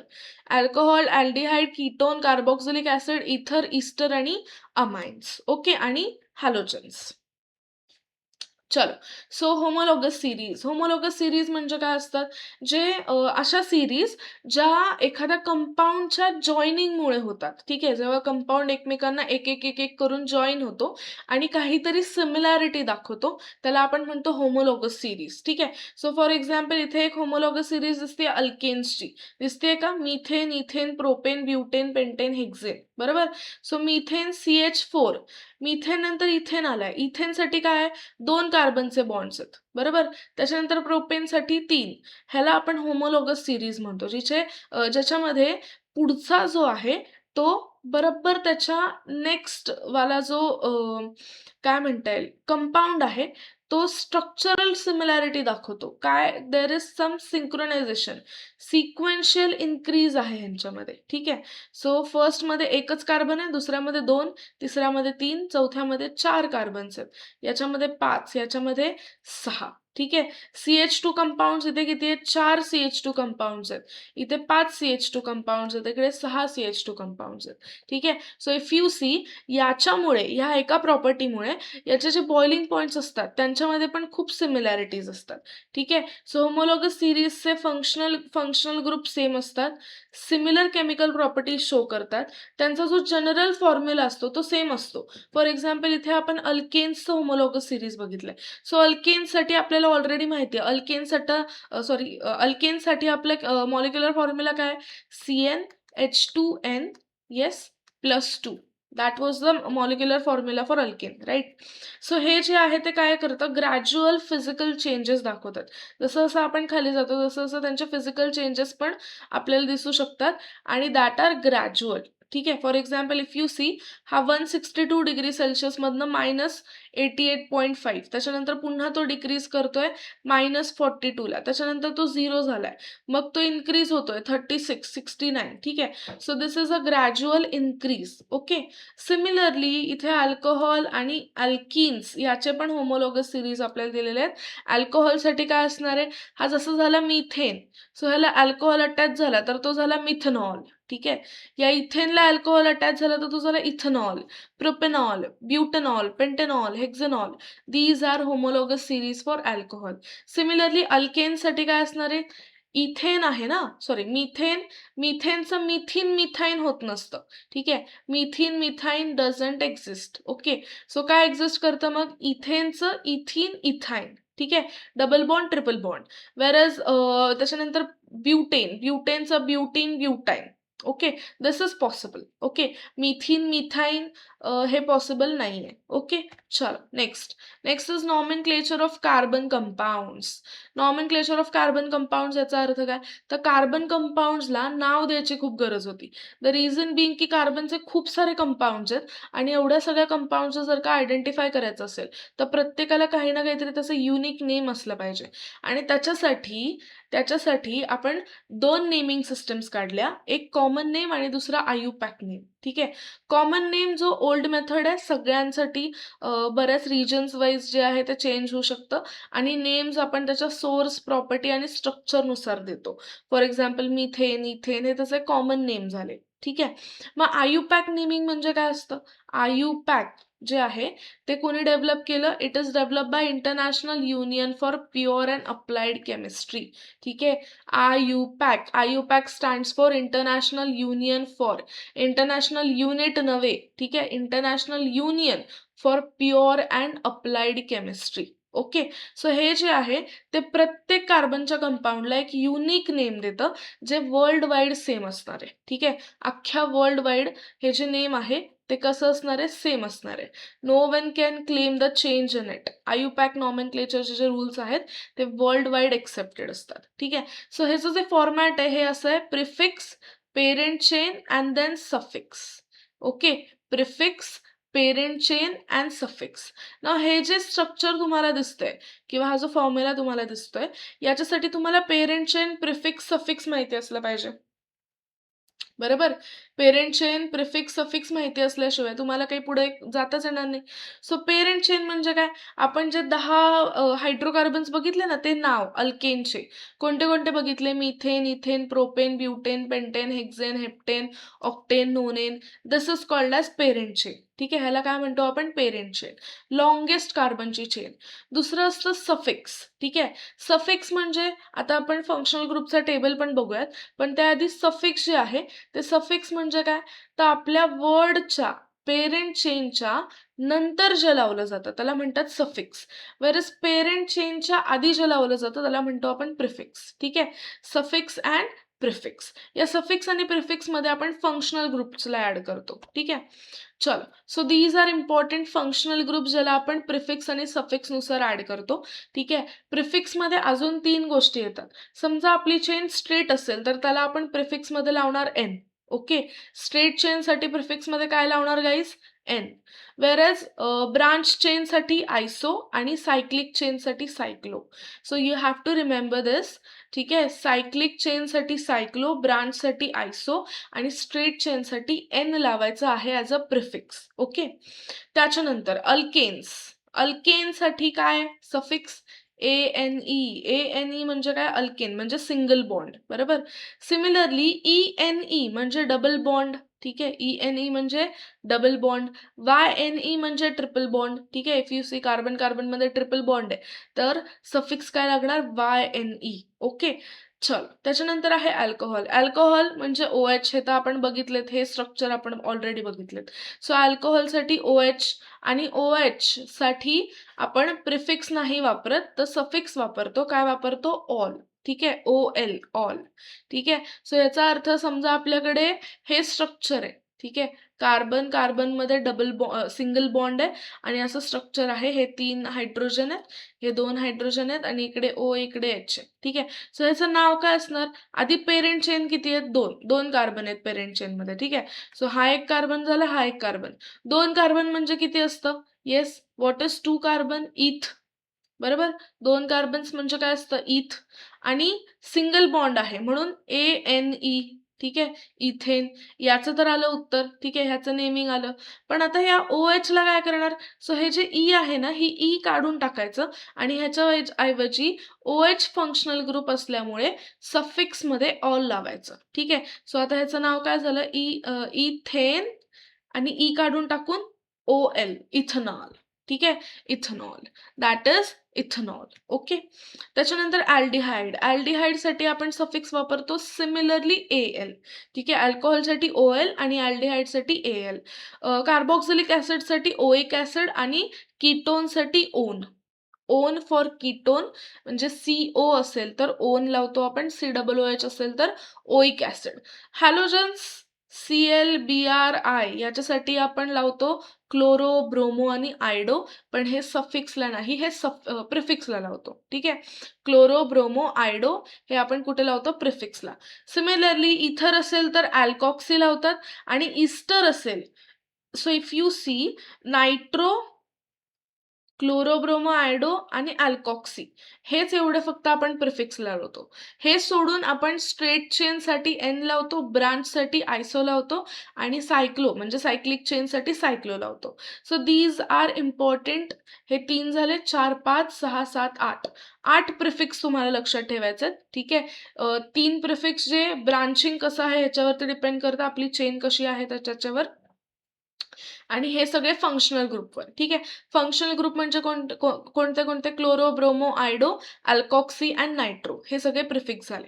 Similarly ईस्टरसाठी suffix काय येतं? OET आणि अमाईनसाठी amine. Okay. So these are important functional groups. याचा स्क्रीनशॉट काढून घ्या सो दॅट तुम्हाला easy पडेल त्याचं नावं लिहायला. ठीक आहे. You have to learn this out. आजच्या आज तुम्ही हे काम करणार आहात. ओके. व्हिडिओ पॉज करा आणि हे सगळं करून टाका लगेच. It wouldn't take much time. Next is how to name nomenclature. ठीक आहे. एखाद्याचं नाव कसं लिहायचं, एखाद्या कंपाऊंडचं नाव कसं लिहायचं. Step 1, identify the parent chain. सगळ्यात पहिलं तुम्हाला माहिती असलं पाहिजे की पेरेंट चेन मध्ये नेमके नंबर ऑफ कार्बन ॲटम्स किती आहेत. ठीक आहे. त्याच्याने तुम्ही पेरेंट चेन मध्ये किती आहेत हे फाइंड आउट केलं तर मिडल नेम जे आहे ते तुमच्याकडे ऑलरेडी असणार आहे. ठीक आहे. त्याच्यानंतर तुम्हाला ह्याच स्टेपमध्ये काय फाइंड आउट करायचं आहे की पेरेंट चेनमध्ये डबल किंवा ट्रिपल बॉन्ड आहे का. ठीक आहे.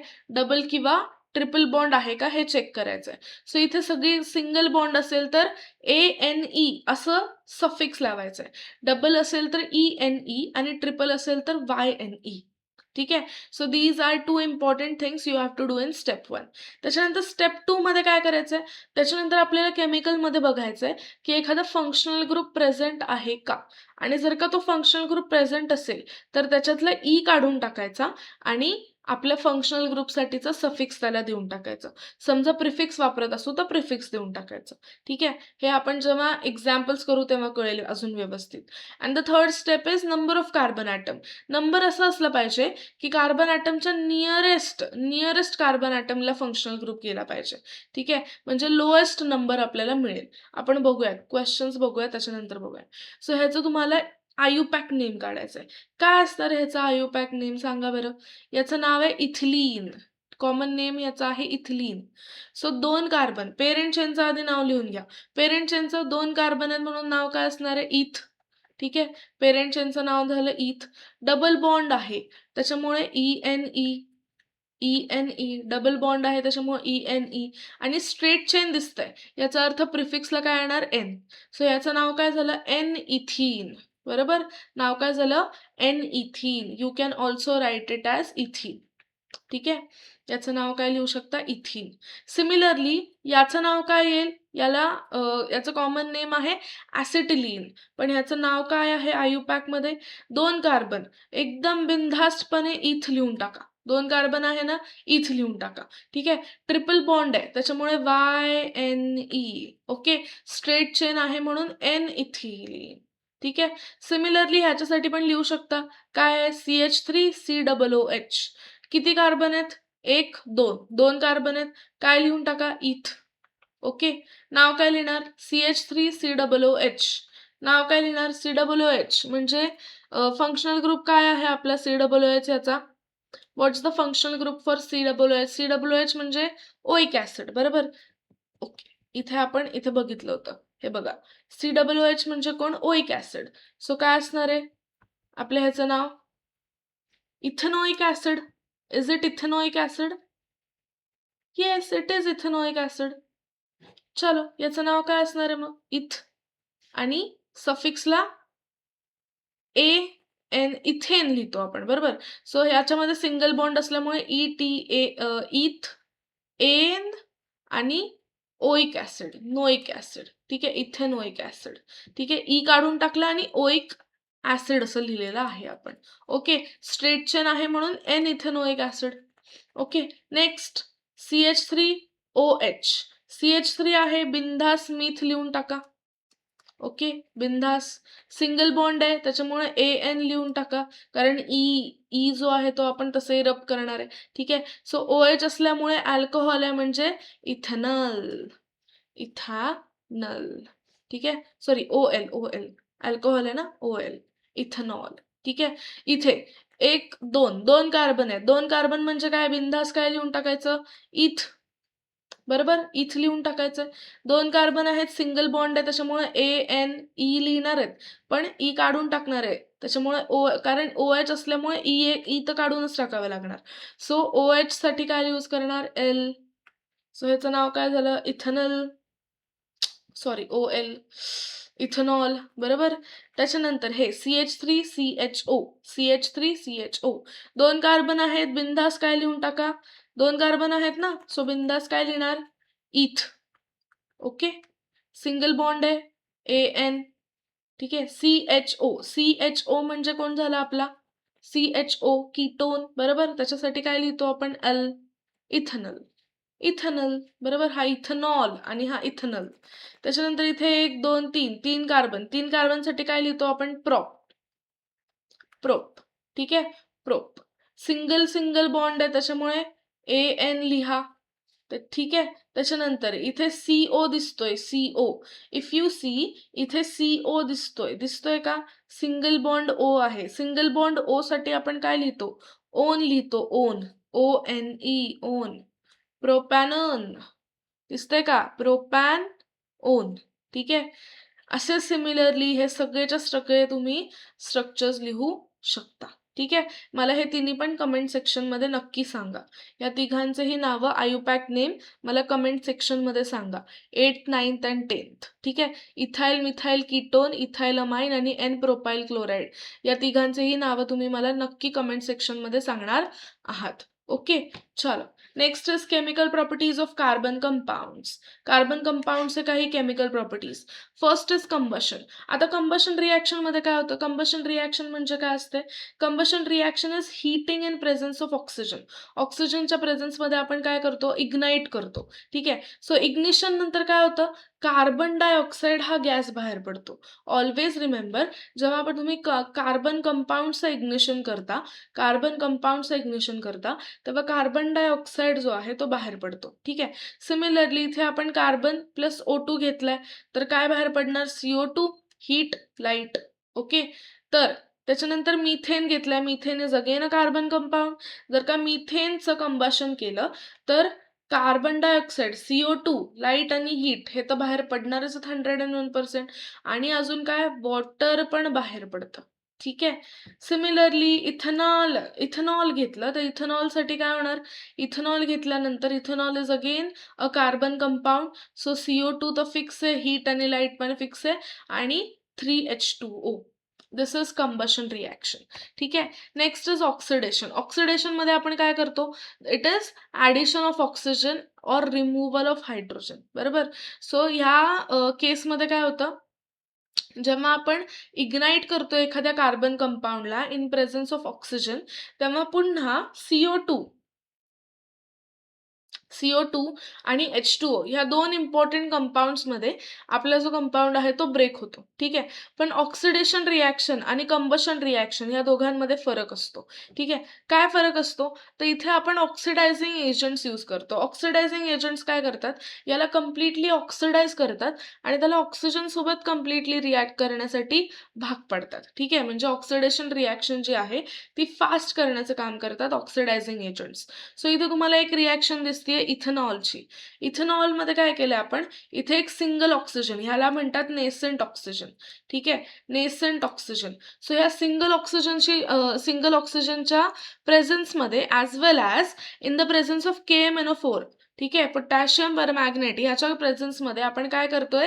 इथेनॉलला रिॲक्ट करतोय. ठीक आहे. जेव्हा या नेसेंट ऑक्सिजन सोबत आपला इथेनॉल रिॲक्ट करतो तेव्हा त्याचं कन्व्हर्जन होतं इथेनॉइक ॲसिडमध्ये.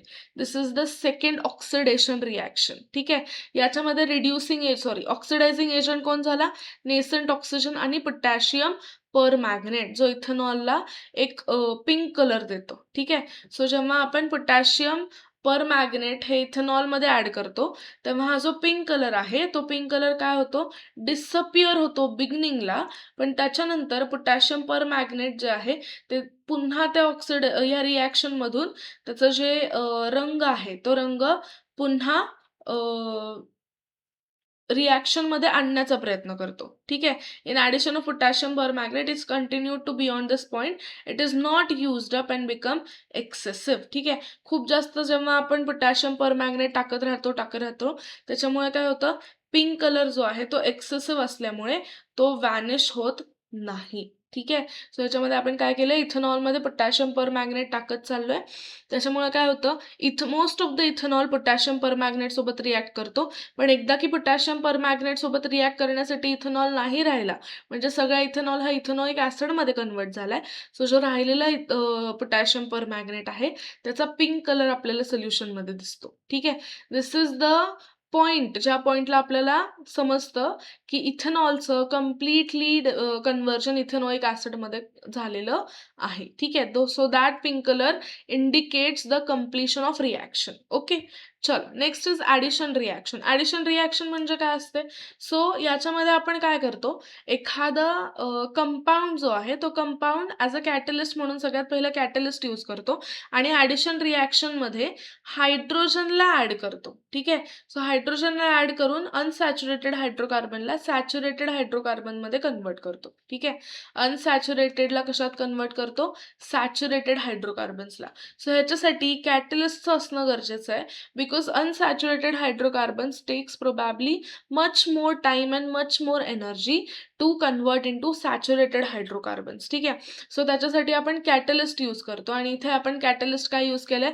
Platinum and nickel. ठीक आहे. प्लॅटिनम किंवा निकेल हे 2 इम्पॉर्टंट नेसेसरी कॅटलिस्ट इथे आहेत जे आपण ॲडिशन रिॲक्शनमध्ये यूज करतो. सो इफ यू सी, इथे कार्बन कार्बनमध्ये डबल बॉन्ड आहे. So this is a unsaturated hydrocarbon which has converted into saturated hydrocarbon. इथे तुम्हाला सिंगल बॉन्ड्स दिसत असतील 2 कार्बनमध्ये.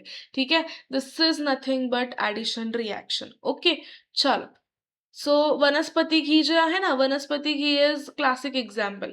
वनस्पती घी हे अनसॅच्युरेटेड हायड्रोकार्बन सॅच्युरेटेड हायड्रोकार्बन आहे आणि वनस्पती घी हे कशापासून बनवलं जातं? So it is made by hydrogenation of saturated chain. Saturated चेनला हायड्रोजनेशन करून त्याला अनसॅच्युरेटेड चेनला हायड्रोजनेशन करून त्याच्या सॅच्युरेशनमध्ये कन्वर्ट केलं जातं. ठीक आहे. सो वनस्पती घी जे आहे ते ऑइलच्या मॉलिक्युल्समध्ये हायड्रोजन जेव्हा आपण ॲड करतो खूप प्रेशरमध्ये, ठीक आहे, तेव्हा काय होतं? ह्याचं वनस्पती घीमध्ये कन्व्हर्जन होतं. Just like how mayonnaise is prepared these days. ठीक आहे. Next substitution reaction. ही तर तुम्हाला ऑलरेडी माहिती आहे. सबस्टिट्यूशन रिॲक्शनमध्ये काय करतो आपण? तर सिंगल बॉन्ड्स बनवले असतात. ठीक आहे. आपला कंपाऊंड जो आहे तो त्या कंपाऊंडमध्ये already it is satisfied and stable. याच्यामध्ये एखादा खूप हायली रिॲक्टिव्ह एखादा एलिमेंट आला तर तो एलिमेंट हायड्रोजनला घेऊन जातो आणि त्याच्यामुळे त्या हायड्रोजनची जागा एक क्लोरीन किंवा जे काही पण आहे एखादा मॉलिक्यूल घेतो. याला आपण म्हणतो सबस्टिट्यूशन. ठीक आहे. सबस्टिट्यूट होत आहे. ठीक आहे. याचा अर्थ काय? ए आणि बी हे एकत्र होते. ठीक आहे. त्याच्यानंतर इथे हा सी आला. सो सीने काय केलं, या बीला घेऊन गेला आणि सीला इथंच ठेवला. म्हणजे आता ए आणि सी एकत्र गेले पण बी वेगळा झाला. ठीक आहे. असं काही सिमिलर टाईपची स्टोरी असतं सबस्टिट्यूशन रिॲक्शनमध्ये. For example if you see, इथे CH4 तुम्हाला एक दिसतोय बरोबर. सो मिथेन, या मिथेनला कसं असतं, ह्या कार्बनला 4 हायड्रोजन आहेत. ठीक आहे. सो आता होतं काय, इथे Cl2 आहेत म्हणजे 2 क्लोरीन आहेत. सो ह्याच्यामधला एक क्लोरीन ह्या हायड्रोजनला घेऊन जातो पळून. ठीक आहे. एक क्लोरीन हायड्रोजनला घेऊन जातो, HCl बनवतो. ठीक आहे. आणि एक क्लोरीन बिचारा रडतच राहतो. आणि हा क्लोरीन काय करतो मग, हा म्हणतो मला रडायचं नाहीये, म्हणून हा या कार्बन सोबत येतो. ठीक आहे. सो अल्टिमेटली हा काय झाला, CH3 आणि Cl. ठीक आहे. CH3 आणि Cl आणि HCl राहिला तसाच. ठीक आहे. परत एकदा सांगते, कार्बन हे 4 हायड्रोजन सोबत होता आधी. याच्या स्टोरीमध्ये कोण आला, Cl आला. ठीक आहे. 2 Cl आले. सो हा जो हायड्रोजन आहे, ह्या हायड्रोजनला हा Cl घेऊन पळाला. आता हा Cl एकटा का राहू म्हणला आणि मग हा कुठे आला, हा कार्बनकडे आला. ठीक आहे. सो हे काय झालं, CH3 आणि CH3 आणि एक Cl म्हणून हा CH3Cl. ठीक आहे. CH3Cl. सिमिलरली CH3Clचं पण पुन्हा आपण क्लोरिनेशन करतोय. त्याच्यामध्ये काय होतं, पुन्हा Cl2 एका हायड्रोजनला घेऊन जातो आणि ही जी चेन रिॲक्शन आहे ही शेवटपर्यंत होत राहते. ओके. सो खूप लार्जर नंबरचे क्लोरिनेशन रिॲक्शन्स होऊ शकतात. Okay. Next is important carbon compound ethanol and ethanoic acid. ठीक आहे. इथेनॉल आणि ethanoic acid, these are 2 important carbon compounds. Ethanol जो आहे तो कलरलेस लिक्विड असतो आणि त्याचं बॉइलिंग पॉईंट असतं 78 डिग्री सेल्सिअस. किती, 78 डिग्री सेल्सिअस. कॉमनली इथेनॉलला अल्कोहोल किंवा स्पिरिट पण म्हटलं जातं. इथेनॉल जे आहे ते कम्प्लिटली सॉल्युबल असतं वॉटरमध्ये. Very important. ठीक आहे. इथेनॉल कशात सोल्युबल आहे, completely soluble in water. And it is neutral to litmus paper. Litmus पेपरला न्यूट्रल आहे, याचा अर्थ ब्ल्यू लिटमसला ना रेडमध्ये कन्वर्ट करतो ना रेडला ब्ल्यूमध्ये कन्वर्ट करतो. ठीक आहे. It is a very good solvent. Ethanol हे सॉल्व्हेंट म्हणून यूज केलं जातं बऱ्याच इंडस्ट्रीजमध्ये, जसं की मेडिसिनल इंडस्ट्रीजमध्ये किंवा टिंक्चर आयोडीन टॉनिक्समध्ये इथेनॉल जे आहे हे यूज केलं जातं. ठीक आहे. टॉनिक्स म्हणजे सिरप्समध्ये. ठीक आहे. त्याच्यानंतर ह्याचे हार्मफुल इफेक्ट सुद्धा आहेत. काय, तर इथेनॉल जे आहे ते आपल्या नर्वस सिस्टीमला अफेक्ट करतं आणि आपल्या कम्प्लीट हेल्थवरती इथेनॉलचा हार्मफुल इफेक्ट आहे. प्युअर इथेनॉल जे आहे ते लिथल असू शकतं. मध्ये मध्ये इट वॉज न्यूज, कोरोनामध्ये बरेच लोकांनी सॅनिटायझर्समध्ये अल्कोहोल आहे हे कळाल्यानंतर बरेच लोकांनी सॅनिटायझर्स प्यायला चालू केलेले. सो तुम्ही ऐकली की नाही माहिती नाही, पण it was a fun thing. Fun काय म्हणायचं, लिथलच आहे ते, बरोबर. सो सॅनिटायझर्समध्ये there are various types of alcohols used in sanitiser. ठीक आहे. सो हे इथेनॉल एक टाईपचं अल्कोहोल आहे. ठीक आहे. This is a type of alcohol. Ethanol जे आहे ते एक टाईपचं अल्कोहोल आहे आणि हे प्युअर इथेनॉल प्युअर फॉर्ममध्ये घेतल्यानंतर ते लिथल असू शकतं. ठीक आहे. जीव घेणं असू शकतं. जेव्हा आपण ह्याला मिथेनॉल सोबत मिक्स करतो, ठीक आहे, इथेनॉलला जेव्हा आपण मिथेनॉल सोबत मिक्स करतो त्याच्यानंतर आपल्याला डिनॅचुरेटेड स्पिरिट्स मिळतात. ठीक आहे. जे पॉइझनस ब्ल्यू कलरचं असतं, पॉइझनस असतं आणि ब्ल्यू कलरचं असतं. ठीक आहे. चलो नेक्स्ट, याच्या केमिकल प्रॉपर्टीज. फर्स्ट, जेव्हा आपण इथेनॉलचं रिॲक्शन सोडियम सोबत करतो, ठीक आहे, इथेनॉलचं रिॲक्शन कशासोबत होत आहे, सोडियम सोबत, तेव्हा कंपाऊंड जो आहे तो बाहेर पडतो. या कंपाऊंडचं नाव काय आहे, what is the name of this compound, sodium ethoxide. ठीक आहे. सोडियम इथॉक्साइड आणि हायड्रोजन गॅस बाहेर पडतो. ठीक आहे. So reaction with sodium gives sodium ethoxide and hydrogen gas. Next is dehydration reaction. Dehydration reaction म्हणजे काय, डिहायड्रेशन रिॲक्शनमध्ये आपण काय करतोय, इथेनॉलला 2 पार्ट्समध्ये तोडतोय. ठीक आहे. वी आर ब्रेकिंग इथेनॉल आणि त्याच्यामुळे इथिन आणि वॉटर तयार करतोय आपण. ठीक आहे. सो हे जे इथेनॉल आहे त्याला ब्रेक करतोय in ethene and water. This is ethene, right. C2H4 ethene आणि वॉटरमध्ये. ही जी रिॲक्शन आहे ही रिॲक्शन H2SO4च्या प्रेझेन्समध्ये आणि 170 डिग्री टेम्परेचरवरती होतं. ठीक आहे. डिहायड्रेशन रिॲक्शन इथेनॉलची 170 डिग्री सेल्सिअसवरती आणि H2SO4च्या प्रेझेन्समध्ये होते. इथेनॉल हे फ्यूल म्हणून यूज केलं जातं, ज्याला गॅसोहॉल म्हणतात, आणि it is also used in medicines and solvents. ठीक आहे. सो इथेनॉल हे एक अल्कोहॉल आहे ज्याला आपण OH ने रिप्रेझेंट करतो. ओके, चलो next ethanoic acid. Ethanoic acid CH3COOH. ठीक आहे. इथेनोइक ऍसिड कलरलेस लिक्विड आहे आणि याचा बॉइलिंग पॉइंट आहे 118 डिग्री सेल्सिअस. याला कॉमनली ऍसिटिक ऍसिड पण म्हणतात. ठीक आहे. ऍसिटिक ऍसिड इथेनोइक ऍसिडलाच म्हणतात. No confusion at all. Ethanoic ऍसिडला ऍसिटिक ऍसिड सुद्धा म्हटलं जातं. ठीक आहे. Next, vinegar contains 5 to 8% of acetic acid. विनेगरमध्ये किती ऍसिटिक ऍसिड असतं? जवळपास 5 ते 8% ऍसिटिक ऍसिड असतं आणि हे फ्रीज होतं 17 डिग्री सेल्सिअसला. जेव्हा आपण ह्याला फ्रीज करतो, जेव्हा ह्या ऍसिटिक ऍसिडला 17 डिग्री सेल्सिअसला फ्रीज करतो, तेव्हा काय होतं? याचं ग्लायशियल ऍसिटिक ऍसिडमध्ये कन्व्हर्जन होतं, GAA. ठीक आहे. ग्लायशियल ऍसिटिक ऍसिड. ठीक आहे. इथेनोइक ऍसिडला 17 डिग्रीमध्ये जेव्हा आपण फ्रीज करतो तेव्हा त्याचं कन्व्हर्जन होतं ग्लायशियल ऍसिटिक ऍसिडमध्ये. Okay, now there are important chemical properties. First chemical property is reaction with base. जेव्हा इथेनोइक ऍसिड हे बेस सोबत रिॲक्ट करतं, first is when it reacts with the strong base. जेव्हा ते स्ट्रॉंग बेस सोबत react करतं तेव्हा सॉल्ट आणि water, these are 2 important products जे फॉर्म होतात. ठीक आहे. सो इथे if you see, ethanoic acid is reacting with NaOH, sodium hydroxide, which is a very strong base. Sodium hydroxide जे आहे ते एक स्ट्रॉंग बेस आहे. त्याच्यामधनं सोडियम इथॅनोएट नावाचा कंपाऊंड बाहेर पडतो, विच इज अ सॉल्ट. ठीक आहे. सोडियम इथॅनोएट आणि वॉटर बाहेर पडतं. ठीक आहे. सिमिलरली जेव्हा आपण कार्बोनेट किंवा बायकार्बोनेट सोबत रिॲक्शन करतो तेव्हा सॉल्ट, वॉटर आणि त्याच्यासोबत कार्बन डायऑक्साईड सुद्धा बाहेर पडतो. ठीक आहे. इम्पॉर्टंट थिंग टू रिमेंबर, जेव्हा इथेनोइक ऍसिड हे कार्बोनेट किंवा बायकार्बोनेट सोबत रिॲक्ट करतात तेव्हा सॉल्ट, वॉटर सोडून कार्बन डायऑक्साईड हा सुद्धा गॅस तयार होतो. So this is ethanoic acid आणि हा आपला सोडियम बायकार्बोनेट आहे. ठीक आहे. याच्यामधून आपल्याला हा कंपाऊंड मिळतो, दिस इज अ सॉल्ट. ठीक आहे. हा जो आहे तो सॉल्ट आहे. हे वॉटर आणि CO2 असे 3 प्रोडक्ट्स आपल्याला इथे बघायला मिळतात. ठीक आहे. Next is इस्टरिफिकेशन.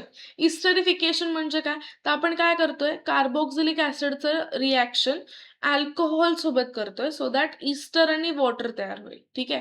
कार्बोक्सिलिक ऍसिड आणि अल्कोहोल या दोघांचं रिॲक्शन करतोय सो दॅट इस्टर आणि वॉटर तयार होईल. याच्यासाठी कॅटलिस्ट लागतं H2SO4.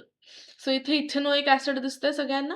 इथेनोइक ऍसिडचं रिॲक्शन इथेनॉल सोबत जेव्हा आपण करतो तेव्हा काय होतं, इथाइल इथेनोएट नावाचा कंपाऊंड तयार होतो. Ethyl ethanoate, this is a type of Easter. ठीक आहे. आणि वॉटर तयार होतं. सिमिलरली इथाइल इथेनोएट जे आहे हे एक ईस्टर आहे आणि ईस्टर्स युजली स्वीट स्मेलचे असतात. ठीक आहे. आता स्वीट स्मेल म्हणजे काय? तुम्ही म्हणाल नाही आम्हाला फक्त स्वीट खायला लागतं, स्मेल थोडी येते एखाद्याची स्वीट स्मेल, तर स्मेल येते स्वीटची. ठीक आहे. Sweet smell. Have you ever smell cinnamon? ठीक आहे. सिनेमनला एखादा स्मेल करून बघा, that is a sweet smell. ठीक आहे. सिनेमन म्हणजे काय? दालचिनी. मम्मीला विचारा दालचिनी काय आहे? सो दालचिनीचा जो वास आहे दॅट इज स्वीट स्मेल. ठीक आहे. सो ईस्टर जे आहे त्यांचा स्मेल कसा असतो? स्वीट स्मेल असतो आणि फ्रुटी ओडर असतो. ठीक आहे. फ्रूट सारखा ओडर असतो. त्याच्यामुळे हे परफ्युम्स आणि फ्लेवरिंग एजंट्स मध्ये युजली यूज होतात. ठीक आहे. So this was about ethanoic acid.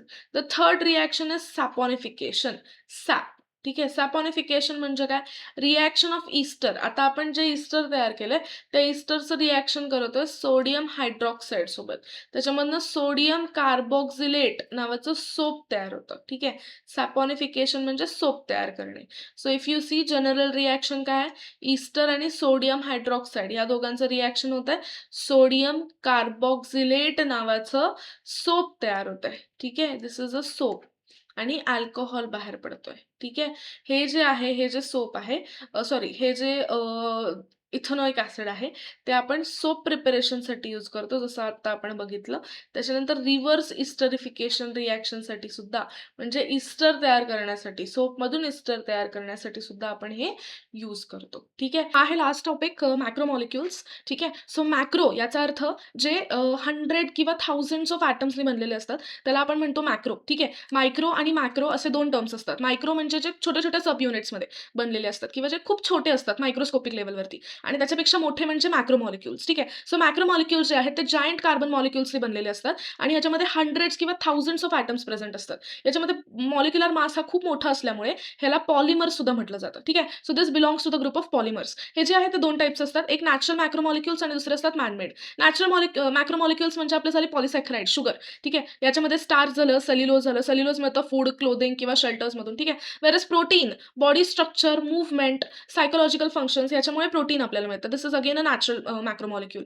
Next comes nucleic acid. याच्याबद्दल आपण ऑलरेडी स्टडी केलं होतं, कंट्रोल हेरिडिटी, जसं डीएनए आणि आरएनए. ठीक आहे. सो हेरिडिटी अँड व्हेरिएशनवाल्या चॅप्टरमध्ये आपण हे स्टडी केलेलं. त्याच्यानंतर रबर. रबर जे आहे नॅचरल इलास्टिक मटेरियल आहे. This is a natural macromolecule. Next is manmade macromolecule. What is manmade macromolecule? Synthetic fibres, जसं नायलॉन आणि पॉलिस्टर झाले, हे झाले मॅनमेड. किंवा इलास्टोमर्स. इलास्टोमर्स म्हणजे काय? सिंथेटिक रबर्स जे असतात ते सुद्धा मॅनमेड मॅक्रोमॉलिक्युल्समध्ये येतात. त्याच्यानंतर प्लास्टिक म्हणजे पॉलिथिन किंवा पीव्हीसी, ह्या सगळ्या गोष्टी येतात मॅनमेड मॅक्रोमॉलिक्युल्समध्ये. ठीक आहे. सो मॅक्रोमॉलिक्युल्सचं ॲक्च्युअली यूज कुठं होतं? It is use to making clothes, pipes and sheets containers. Okay. Next comes polymer. Polymer म्हणजे काय असतं? छोट्या छोट्या सब युनिट्सनी जेव्हा एक मोठा सब युनिट बनतो त्याला आपण म्हणतो पॉलिमर. फॉर एक्झाम्पल, इथे आपण अमायनो ऍसिड घेतला. हे एक अमायनो ऍसिड, दुसरा अमायनो ऍसिड, तिसरा, चौथा, पाचवा, 6वा अँड सो ऑन, असे खूप सारे अमायनो ऍसिड एकत्र आले की याच्यामधनं पॉलिमर तयार होतं आणि ह्याला आपण म्हणतो प्रोटीन. ओके. या पॉलिमरला काय म्हणतो? प्रोटीन. आणि ह्या मोनोमरला, म्हणजे पॉलिमरमध्ये जे छोटे सब युनिट्स असतात, या सब युनिट्सला आपण म्हणतो मोनोमर. ठीक आहे. सो खूप सारे मोनोमर एकत्र आले की पॉलिमर तयार होतो. इन दिस केस, प्रोटीनच्या केसमध्ये मोनोमर असतो amino acid. Okay. So monomer म्हणजे काय? छोटे सब युनिट असतात जे रिपीट करतात. जसं की एखादी मोत्यांची माळ असते ना, सो एक मोती, एक बीड जो आहे तो एक मोनोमर झाला आणि अख्खी मोत्यांची माळ म्हणजे झाली आपली पॉलिमर. ठीक आहे. आणि ह्या रिएक्शनला, ज्या रिएक्शनमध्ये पॉलिमर्स तयार होतात, या प्रोसेसला किंवा त्या रिएक्शनला आपण म्हणतो पॉलिमरायझेशन. For example, इथिन. इथिन हे पॉलिथिनमध्ये कन्वर्ट होतं. ठीक आहे. So polythene is a polymer. There are 2 types of polymer. एक असतो होमोपॉलिमर आणि दुसरा असतो copolymer. Now what is mean by homopolymer? Homopolymer म्हणजे त्याच्यामध्ये सगळे मोनोमर्स म्हणजे रिपीटिंग सब युनिट जे असतात ते सेम असतात. ठीक आहे. त्याला आपण म्हणतो होमोपॉलिमर. आणि कोपॉलिमर म्हणजे एक किंवा सॉरी 2 पेक्षा जास्त मोनोमर्सनी जे बनलेले असतात. ठीक आहे. फॉर एक्झाम्पल, एखादा मोनोमर हा असा आहे, दुसरा मोनोमर एखादा हा आहे. ठीक आहे. सो हे 2 वेगवेगळे मोनोमर्स आहेत, पण ह्याच्यामध्ये रिपीटिंग स्ट्रक्चर आहे. ठीक आहे. तर हा काय झाला? कोपॉलिमर. ओके. सो कोपॉलिमरमध्ये 2 किंवा 2 पेक्षा जास्त मोनोमरचे टाइप्स असतात. फॉर एक्झाम्पल, पीईटी म्हणजे पॉलिथिलीन टेट्राथॅलेट. ठीक आहे. फॅलेट नसतं, हे थॅलेट असतं. Remember this. ठीक आहे. टेट्राथॅलेट. ठीक आहे. सो इथे इथिलीन मोनोमर दिलाय बघा, दिसतोय का? दिस इज इथिलीन. इथिलीनचे मोनोमर्स म्हणजेच इथेन. ठीक आहे. इथिन, सॉरी, इथिनचे मोनोमर दिसतायत. ह्याचं पॉलिमरायझेशन झाल्यानंतर पॉलिइथिलीन तयार होतं. ओके. चलो. So these are few examples. Polyethylene. पॉलिइथिलीनमध्ये मोनोमर कोण असतो? इथिलीन. कुठे यूज होतं? कॅरी बॅग्स आणि स्पोर्ट्स वेअर्समध्ये. पॉलिस्टिरीन. पॉलिस्टिरीनमध्ये मोनोमर असतो स्टिरीन आणि यूज कुठे होतं? थर्माकोल आर्टिकल्समध्ये. व्हेअरएज पॉलिव्हिनिलीन क्लोराईड म्हणजेच पीव्हीसी. पीव्हीसीचे पाईप्स तयार होतात आणि ह्याचा मोनोमर कोण असतो? Vinyl chloride. ठीक आहे. सो पीव्हीसीचे पाईप्स असतात, डोरमॅट्स असतात, ट्यूब्स असतात किंवा हॉस्पिटलचे जे किट्स असतात ते सुद्धा पीव्हीसीने बनलेले असतात. त्याच्यानंतर पॉली अक्रायलो नायट्राइल. ठीक आहे. Polyacrylonitrile. This is acrylonitrile. Monomer is acrylonitrile आणि हे कुठे यूज होतं? विंटर क्लोथिंग्समध्ये किंवा ब्लँकेट्समध्ये. ठीक आहे. त्याच्यानंतर टेफ्लॉन. टेफ्लॉनचं मोनोमर कोण आहे? टेट्राफ्लोरोइथिलीन. इम्पॉर्टंट. ठीक आहे. टेफ्लॉनचं कोटिंग केलं जातं. कशाला? पॅनला कोटिंग केलं जातं. नॉनस्टिकचे जे पॅन असतात ना, त्याला टेफ्लॉनचं कोटिंग असतं किंवा कार्सला टेफ्लॉनचं कोटिंग केलं जातं. ठीक आहे. त्याच्यानंतर येतो पॉलीप्रोपिलीन. पॉलीप्रोपिलीनचं मोनोमर आहे प्रोपिलीन. ठीक आहे. Propylene is the monomer for polypropylene आणि ह्याचं काम काय असतं? It is used in injection, syringe and furnitures.